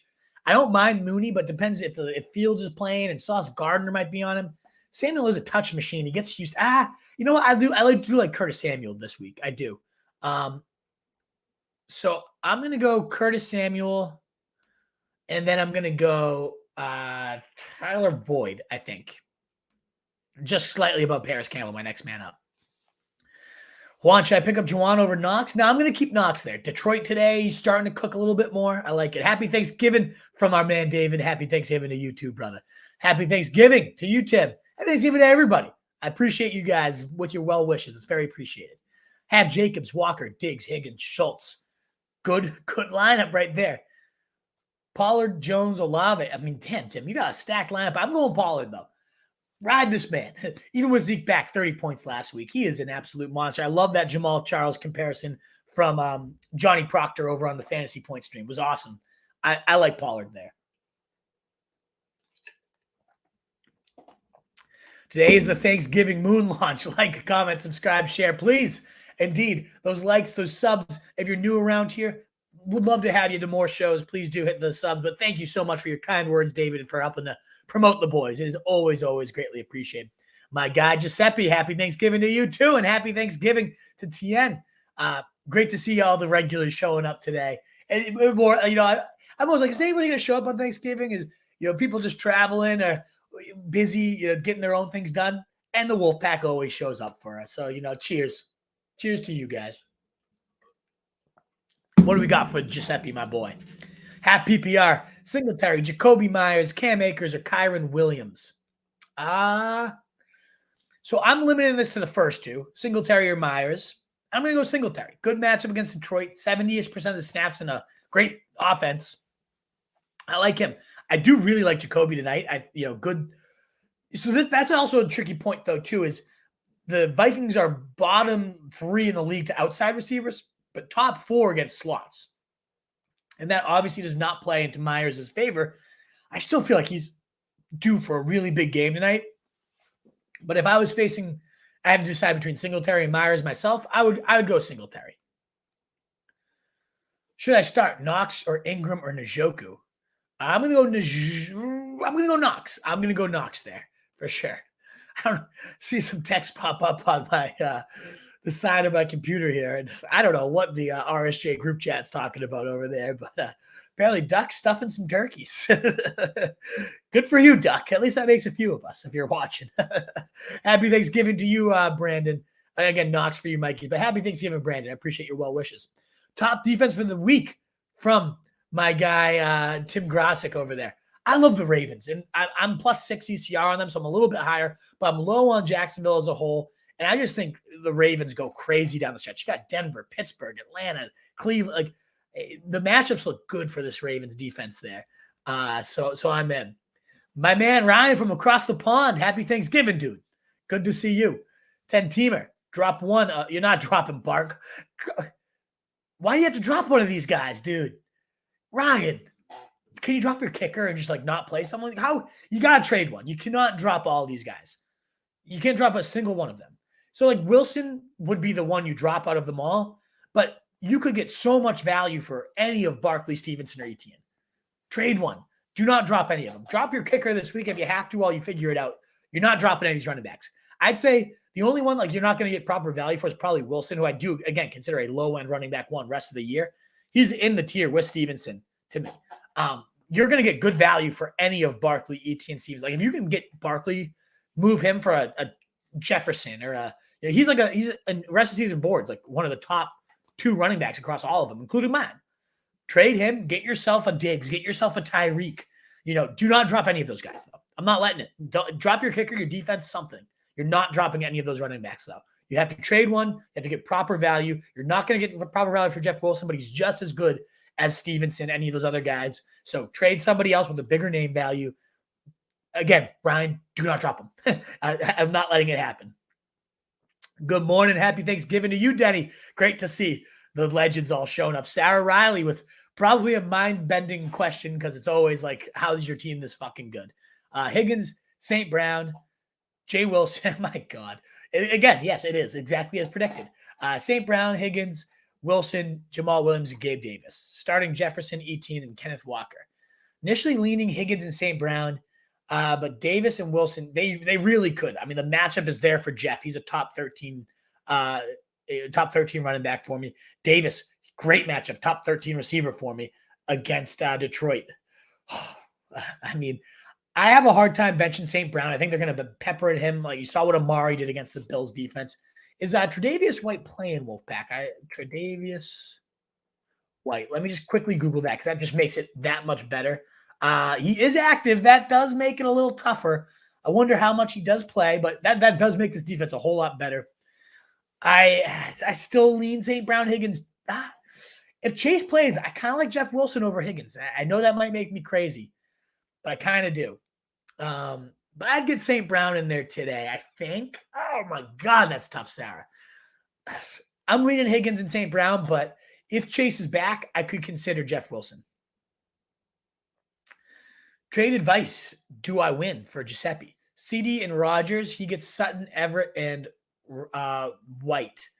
Other QB. I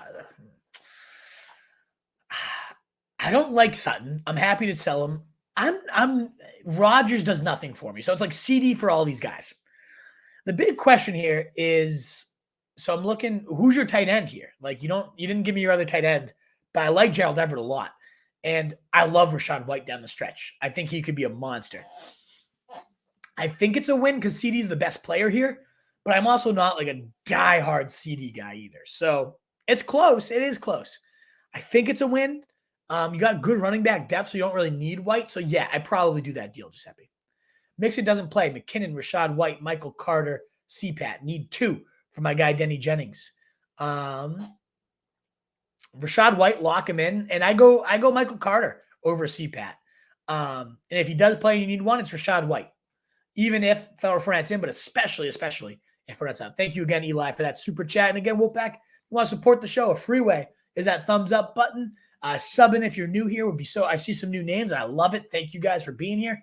And if you want to support the show financially, super chat button is so greatly appreciated on this day of giving thanks.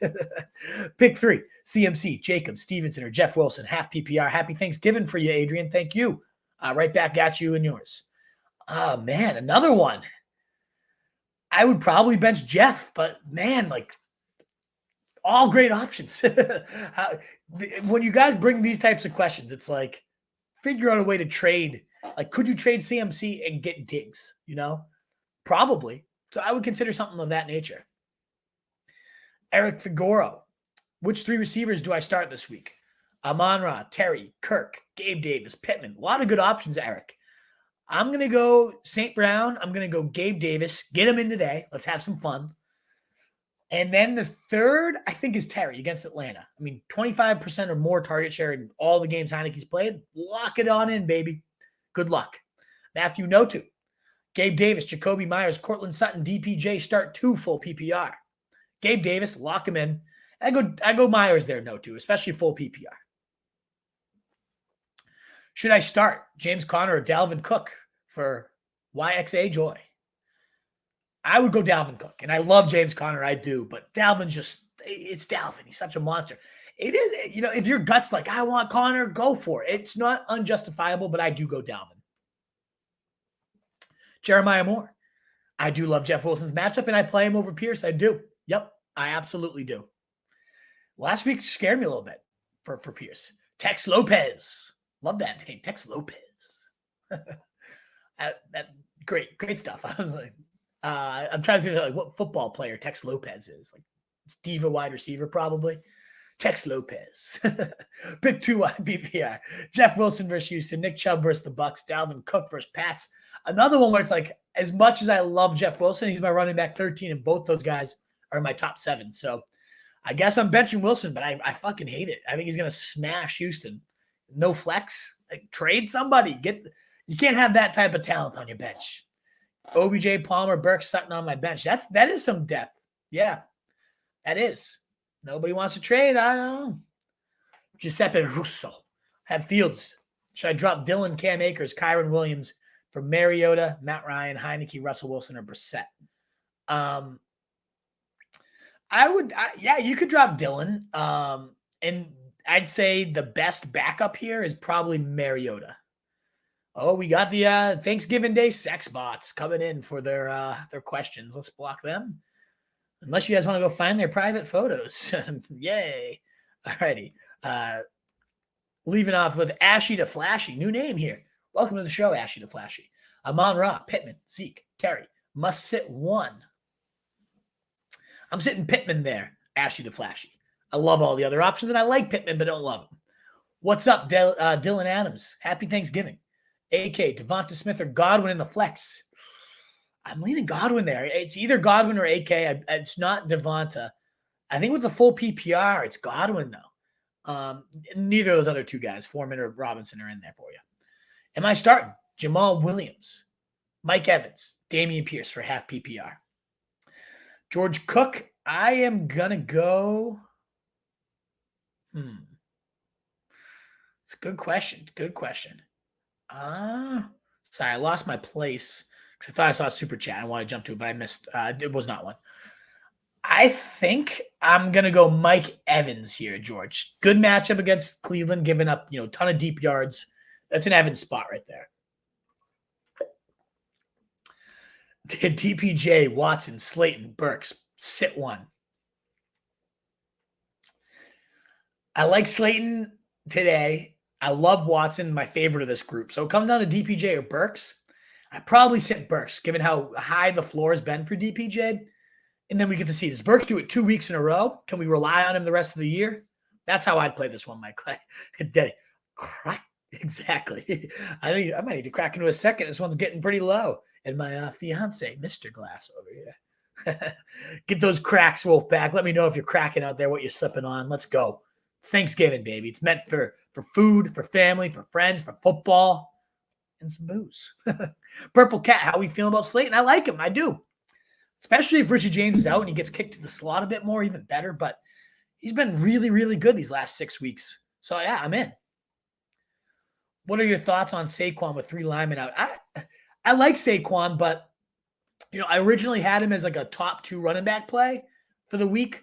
And now it's like, I think I'm going to be bumping him down a bit, like below Taylor, below Kenneth Walker.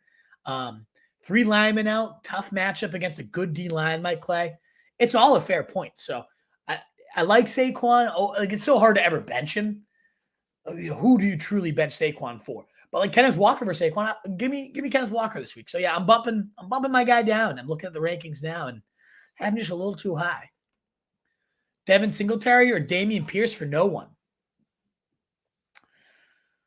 I like that's a good one. Feel like Singletary feels safer. I have Pierce higher in the rankings. I'm like, do I really want that? I think I'm going to bump Damian down. I am. I love the player, just hate the offense. Maybe Kyle Allen sparks it, but I don't know. Saquon, Ramondre, Taylor, Wilson, sit one. So that's where I see my Clay, why it's like Saquon could be benchable here. I feel like I sit Wilson, but honestly, I feel safer about Wilson too. Like he does have a big ceiling as well. Shit, am I playing Ramondre and Wilson above Saquon today? I don't think I could do it, just given how good Saquon's been, but I get why you're asking it. I'm not going to be the one that pushes you to do it, but hey, man, if you feel it in your gut, you're like, Saquon's going to suck today. He sucked last week. Or he'll never suck, but like, I get it. I get why this is a question. And 3 weeks ago, you'd never even put Saquon in this list, right? Oh, fuck. Mike, that's tough. Because like my gut honestly does say like Saquon might be the worst of these 4. A lot of these Wilson questions, it's like my gut's like Wilson. All day it's Jeff Wilson. Because he's getting Houston. He's already ripping teams to shreds. Like I love Jeff this week. I can't be the one that tells you to bench Saquon for Jeff Wilson, but man, like it's not nuts. It really isn't. Yeah, I know it's not all that helpful. You got to go with the gut, and my gut kind of does say Jeff Wilson over Saquon, but holy hell, that's tough. Do I risk waiting and seeing how Lamar's going to play? He's going to play. It is close anyways, but I'd probably play Lamar in a good matchup against Jacksonville. Happy turkey. Oh, yeah, so we got all yours, Bulldog. Great to see you, brother. Thanks for that super chat. So greatly appreciate it. Day of Thanksgiving, baby. Thanks so much for your support for the show. Jimmy G or Gino for Dylan Allen. I'm going to go Gino. He's just rock solid all year. Roger L., happy Thanksgiving to you.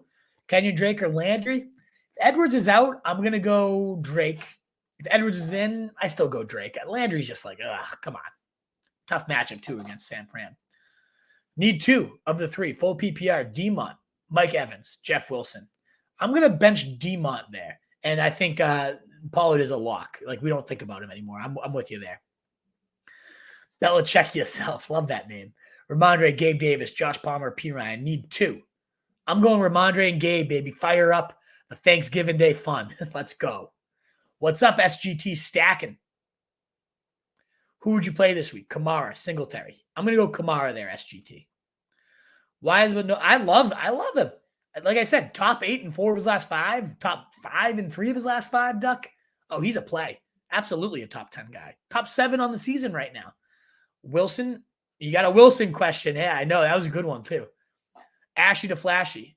You're sitting Pittman. I think that one was already asked, but yeah.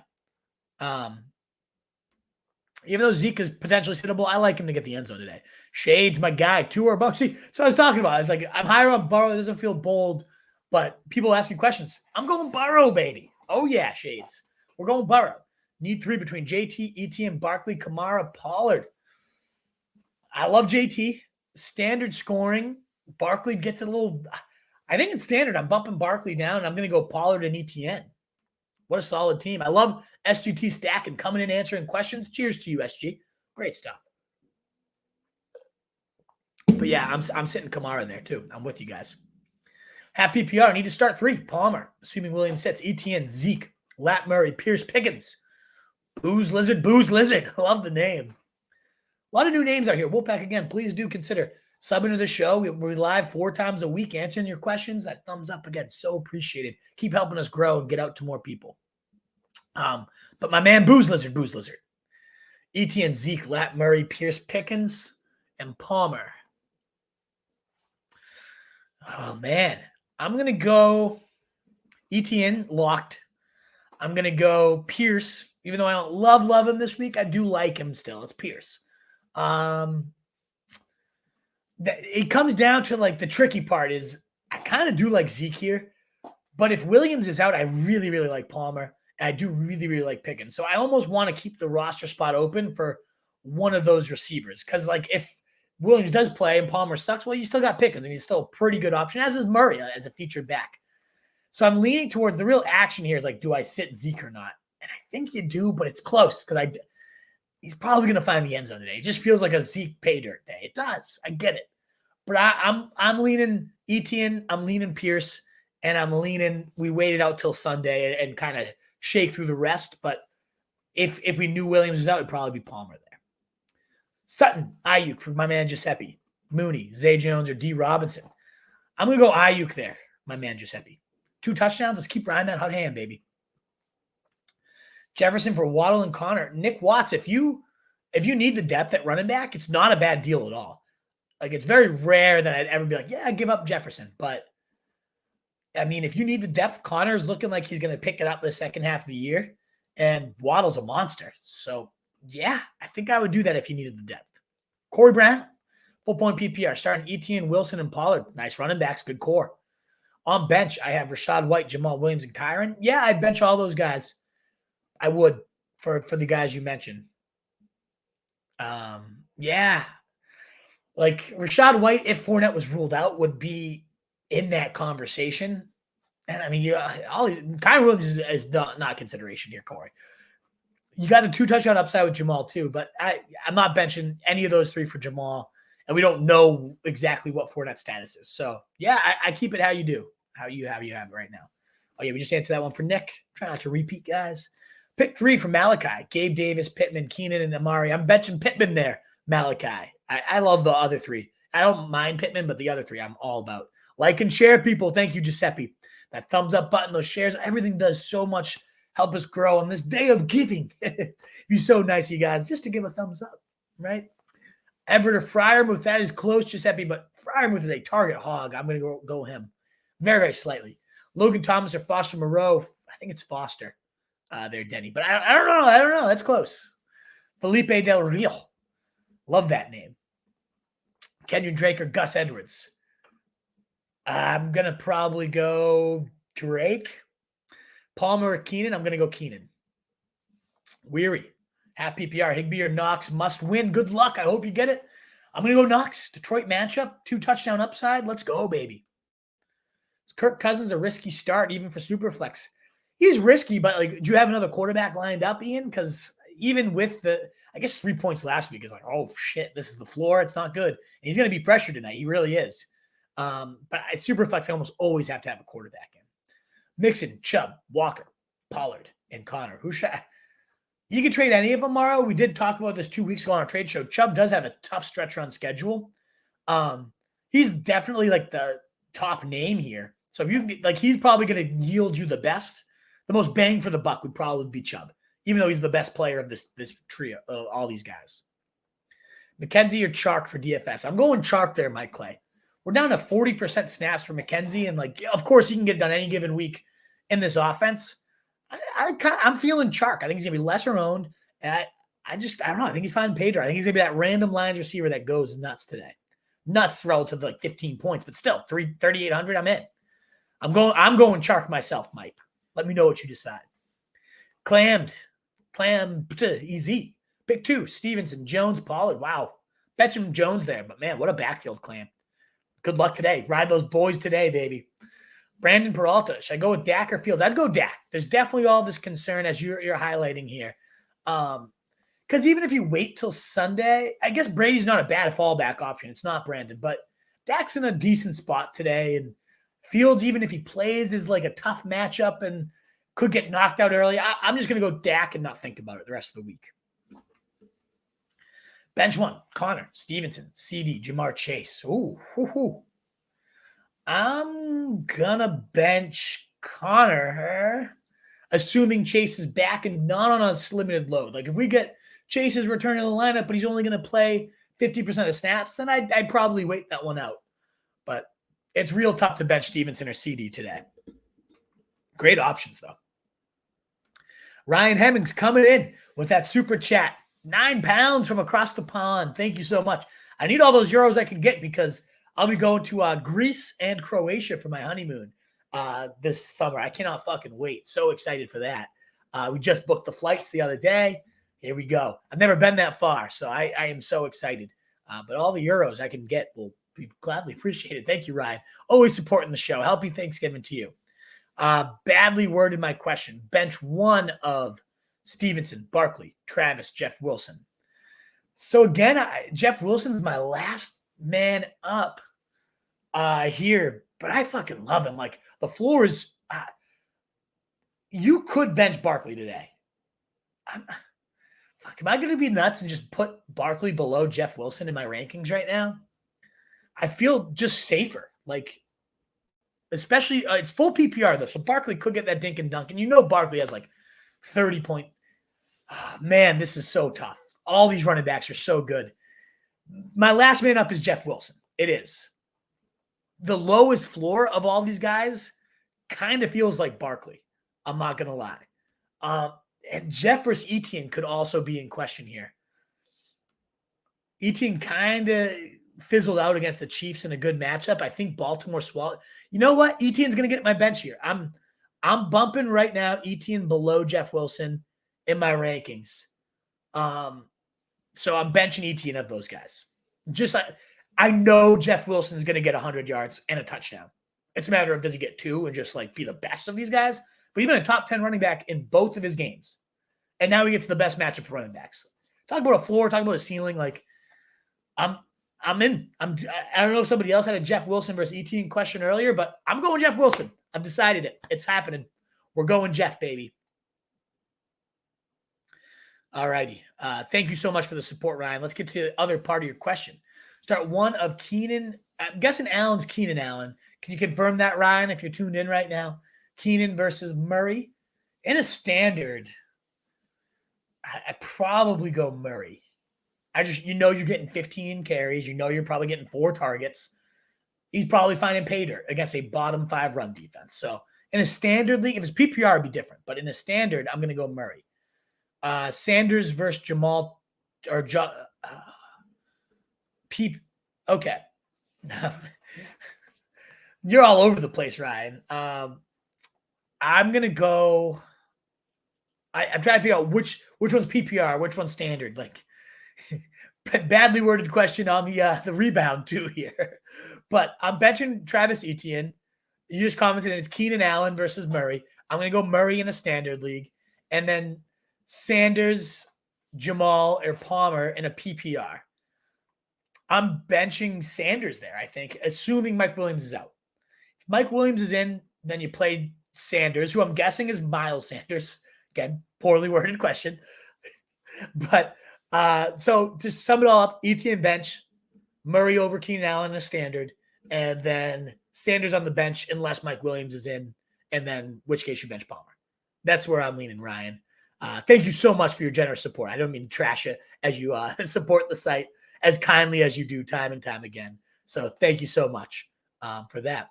All right, let me get back to where we were, which was this question. So we're at Ahmad Ali. Thank you again for the support.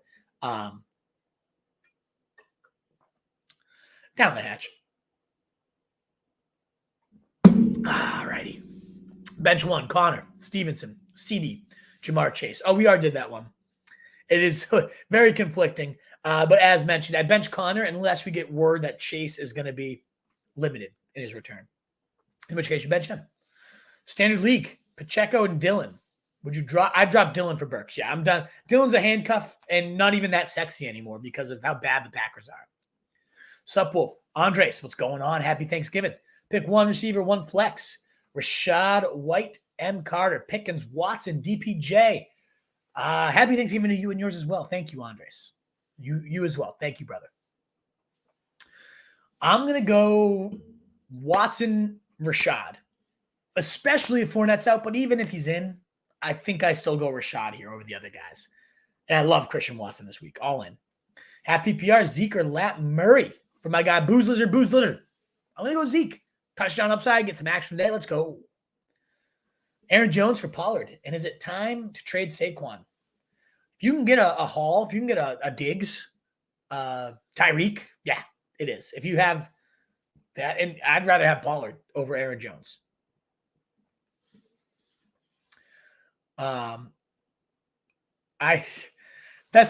can't really do what should I trade for. It's an interesting lineup. You got talent on the bench too. I think you most need like an alpha receiver one. You got Olave, you got Evans, these guys that can go off any given week. Great high-end wide receiver two, low-end one, but you don't have that hog, It's good though. It's really good lineups, but I think you need that like alpha. But the thing is like your running back too, if you do trade Barkley or Jones, is kind of ugly. So it's not much. You also, Cole Kmet at tight end, could you get Andrews? Could you get Kelsey somehow? That's really the weakest spot. Thank you so much, Campanelli, reminding everybody, like, comment, sub, share, everything that helps us grow. It's so greatly appreciated, Wolfpack. Please do. So simple. Just hit that thumbs up button. Thank you again so much for being here, spending your Thanksgiving mornings with me. 2 choices. Tough ones for C. Woodsy. A couple new names I'm seeing down there in the chat. Please do, again, sub, guys. It'd be so great to have you. We're about less than 100 away from 3K. That was the goal for the year, and we're so freaking close. Let's go, baby. All righty. We got Myers, Sutton. Good to see you, Ken Finale. Myers, Sutton, Josh Palmer, Mike Williams, Garrett Wilson. We got to pick 2 of these guys. So, Woodsy, I think I'm going Palmer, assuming Williams sits and Myers. Man, am I a fan of Garrett Wilson, though, with competent quarterback play.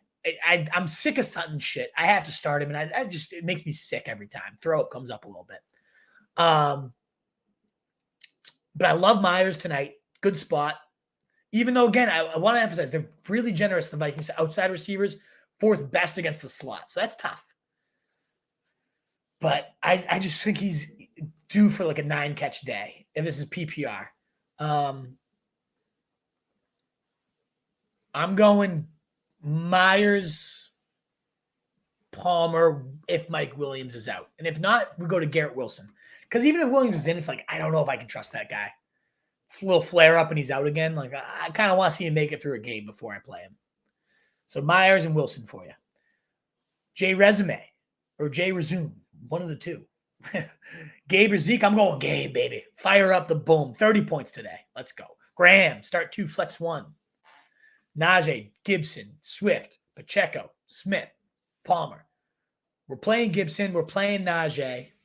And then the flex, we're going Devonta Smith. Maybe Palmer if Williams is ruled out too, though. If Williams is ruled out, I go Smith.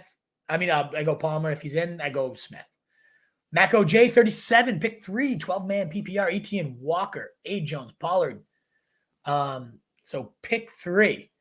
I'm locked into Walker, locked into Pollard, and I'm going to go Etienne. So I'm benching Aaron Jones of these options. Great backfield, though. Giuseppe, Frymuth, love him. So, yeah, it makes that trade a little more, palatable. Yes. Eric picked up Hollywood Brown off waivers. Yes, you got a steal. He was a top 8 receiver, and I know Hopkins wasn't there, but yes, absolute the talent. Happy Thanksgiving, Swift or White. Rashad White, baby. Especially if Fournette could be out, not worth going to Swift today. Jamal Williams or Pirine. So we don't know if Mixon's out, and obviously you got to put Williams in today, so I'm going Williams either way. 2 touchdown upside, baby. Full PPR, 2 flex league. Pick 2, Pittman, Pacheco, Ayuk, Rashad White. I'm going Ayuk and White. Let's roll, retrograde. DPJ or Lazard in my flex. Half PPR. Starting receivers are Diggs and Tyreek. Oh, that is sexy. I'm going to go Lazard. That 10 touchdown upside.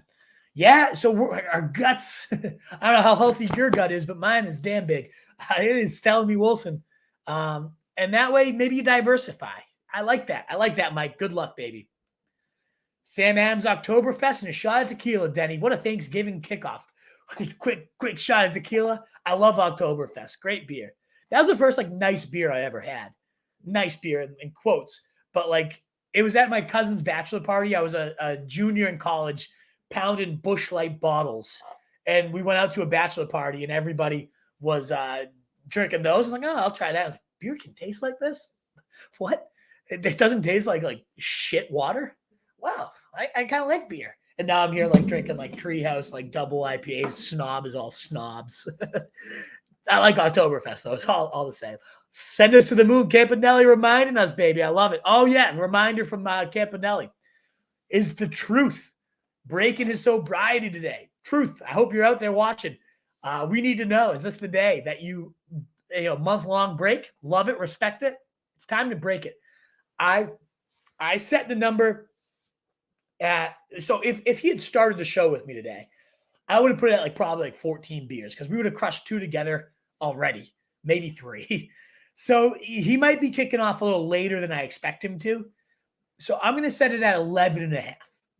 I would also take the over there, but I don't know that he gets over 12 today. Well, I'll message him, text him once we wrap up the show and find out what his plans are for the day. But that's where I set it. Niners Worldwide. What's up, Niners? Your team is fucking cooking right now, huh? Non-PPR. Need a flex out of all these players. Murray, Sanders, Montgomery, Lazard, Olave. I like Olave there. And if you want the running back, you go Montgomery. But I prefer Olave myself. Good squad.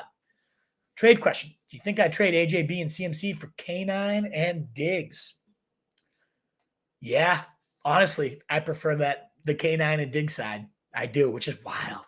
But I'm just a little worried about CMC's role. I know he's a running back 1. I'm not sitting here saying he's not, but in terms of when your matchup by yourself, throwing, passing, receiving a touchdown, rushing touchdown, all that shit.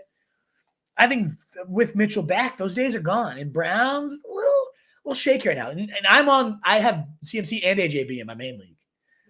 If I could trade those 2 right now for K9 and Diggs, I would. We got Campanelli. Oh, I lost my spot. Here we are. Okay, I'm starting with a Blanton's Neat. Oh, nice. Getting nice and fancy today with us, David. Manhattans are old fashions. I love old fashions myself. If I'm doing a bourbon drink, I'm going old fashions. I love them. It's been a while since I had a real good I had a phase where I went through a lot of old fashions. Maybe I'll get back on the train today. It's such a nice, smooth drink. Standard for Campanelli. Need one of Schultz, Jawan, or Everett. I go Schultz there. Get that Thanksgiving action. And he's a target hog with Dak. Someone drop P. Ryan. Drop McKinnon for P. Ryan. Beers up. I guess so. The thing with P. Ryan is, are you going to start him? I don't know that McKinnon's. So, yes, I'd rather have P. Ryan than McKinnon just because you got the handcuff upside down the stretch, too. And McKinnon, are you ever going to use? Probably not. So, yeah, I would do that. Alil Ludre. Kirk or Davis? I'm going Gabe Davis. And I love Christian Kirk, but I love Gabe Davis. I love him. Henderson now, too. He won't play, but probably. Yeah, that's true against the ETN thing. You're right. Keenan out. Okay, so yeah, you have a lovely afternoon too, Ryan. Thanks again for tuning in from across the pond. I love how international we've become. Should I drop Gal? Yeah, you could. But for Dortch, I don't know. I would do it for the James Cook stash. Even though, you have so much action here, wide receivers. But I don't know. Dortch is he's hurt, and then if Moore's back, and then Marquise Brown, Dortch, he might not even play. It's what's the point of that? So maybe Chark. See if Chark emerges today or something. Start with Chark today, and then we keep churning. But you got Gallup later today. It's do I really want Chark? Or I'd rather just see what Gallup does today.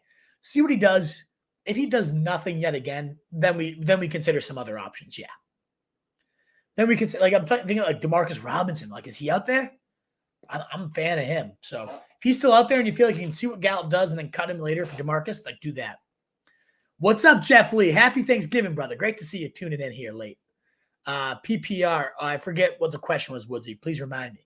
Nick Folk or Greg? I'm going Nick Folk. That's who I'm starting myself. Rashad White over Kamara, Barkley, or Stevenson if Fournette doesn't play. Over Kamara if Fournette's out, yes.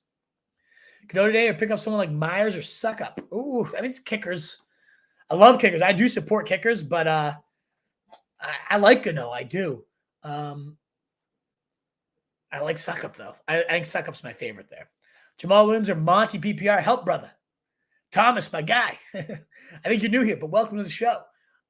I have them 19 and 18, so I wish I could be even more helpful.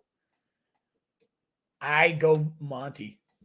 But that is tough because you're going to watch 2 touchdowns happen and be like, fuck that Wolf guy. He's an asshole. But Williams, like if he doesn't find pay dirt, it's ugly.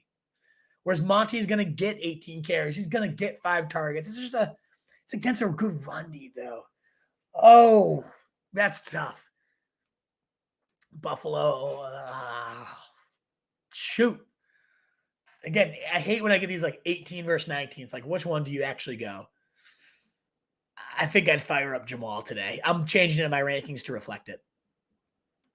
Yay. See Samuel Kanye tuning into the show. See Samuel Godwin. I'm definitely Godwin there. That one's not close for me. Even in non-PPR, I prefer Godwin. Mariota or Ryan? I slightly prefer Mariota, but I don't love it. Truth over 11 and a half beers. I'll let him know Denny's hitting the over. Hopefully we can link up before the weekend so we can find out how many of the truth berries. London at Washington or Slayton? I'm going Slayton there, Jaws, rather. Give me Slayton there. For my flex, Thielen, Elliott, Jay Palmer, full PPR.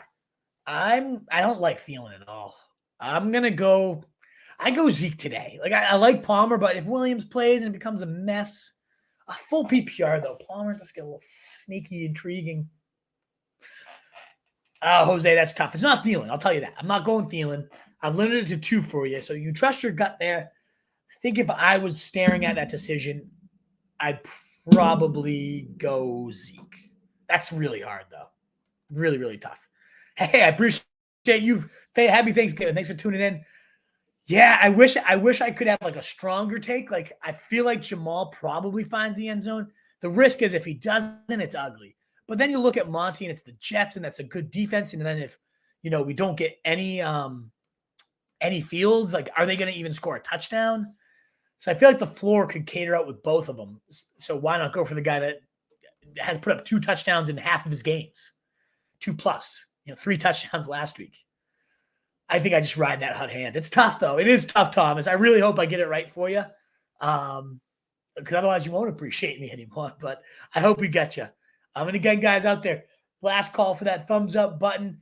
Please do consider subscribing if you haven't already. I've seen a lot of new names here for Thanksgiving. Awesome. Would love to have you help us push out to that 3K. We got a few more questions. We'll wrap up here. Swift, Monty, or Pacheco, full PPR. I'm going to go Monty there, 909. Just the safest workload of all those guys. Effort starts Swift. So here's the deal. Like, Swift should be a smash play today. They need explosiveness. They need to keep pace with a Bills offense that I think is going to light them up. But they have just put Swift in the doghouse, and it's so hard to trust this guy right now. So I don't know who your other options are, Roth. I personally am not going to Swift myself. He could score 3 touchdowns and just be a monster. He scored 2 touchdowns the last couple weeks just because he's so damn good. I just don't get why he's not seeing 15 touches a week. He should be. Should be a running back 1 lock. So I personally am not, because it reminds me of CEH where he's scoring. So it's like it's sustaining itself. But if he didn't score, like we saw CEH have like multiple 1-point days, like 2-point days. And that's kind of what Swift would look like. Jaws, Melvin Gordon worth a stash? Yeah, I mean, absolutely. I love Gordon. I think he's a decent player. I'm surprised they cut him. Someone will definitely stick him to the arms. Yeah, right. Those hands, baby. Someone will give him a shot. Let's say he goes back to his Chargers and something happened to Eckler. Now you've got a top 10 running back, So I think he's worth a stash. It depends on who else is on your roster, But yeah, I think it's worth seeing where he goes. Big game for Michael Carter with Mike White. Yeah, Joe, 37.8% target share to running backs for Mike White. We talked about that a little bit earlier, but yeah, I have him as a top 30 running back, which is plus 5 DCR. That's no joke. So yes, I think it could absolutely be a big game against a bad Chicago run D. Thank you, Roth, for always being here. Happy Thanksgiving to you and the fam as well. Appreciate you guys. Should I drop Madison for Cook? That's tough. Maybe. The minute you drop Patterson, KJ, you know is the minute Cook goes down, and then suddenly a top 5 running back emerges. So I prefer Madison as a stash, but they're both very good high upside options. I wish you could drop somebody else. Like, is your kicker or defense that good that you can't drop like them for Cook? If Cook does nothing, drop him for another kicker defense. Because I'd like to see how both Cook and Madison do today. Madison also not a bad stash. He's also out there like 40%, only 40% rostered. So he's a good stash today too. Well, Wolfpack, this was so appreciated. Thank you guys so much for being here. Happy Thanksgiving to you and all your fam on the way out. That thumbs up button. Jacob, I'll answer it for you. I don't love either of these guys. I really don't. I think I go Patterson. But I think Swift does have the higher ceiling today. Like, this is the type of game Swift should be leaned upon. So maybe this is the week he comes out. I don't really like Patterson, so I guess I go Swift. But I don't like either one. I don't. You can oh no, I just put Frederick. My fault, Frederick. I just put you in timeout by accident. I was clicking to pull up your question. I hit the timeout button. I'm so sorry. Shit, KJ, I'm sorry about that. I did not mean to put you in timeout on this Thanksgiving Day as well. And now I can't see your question because I blocked you for 5 minutes. That was a huge accident. I hope you can still see the stream. I did not mean to do that. Shit. I'm really sorry, brother. Hopefully you're still watching the stream and just blocks you from asking questions. But if not, we probably lost a fan. I'm sorry about that. So if we lost a fan, please do consider coming on in and subscribing. All you new names out there, thumbs up button on the way out. Thanks again so much for spending your Thanksgiving morning with me. Happy day to all you and yours. Hopefully you get all you need fantasy-wise, food-wise, everything. Be well fed today. And a wolf for fancy sheep. Be the wolf. Check out roastrejournal.com. We breed and feed you guys.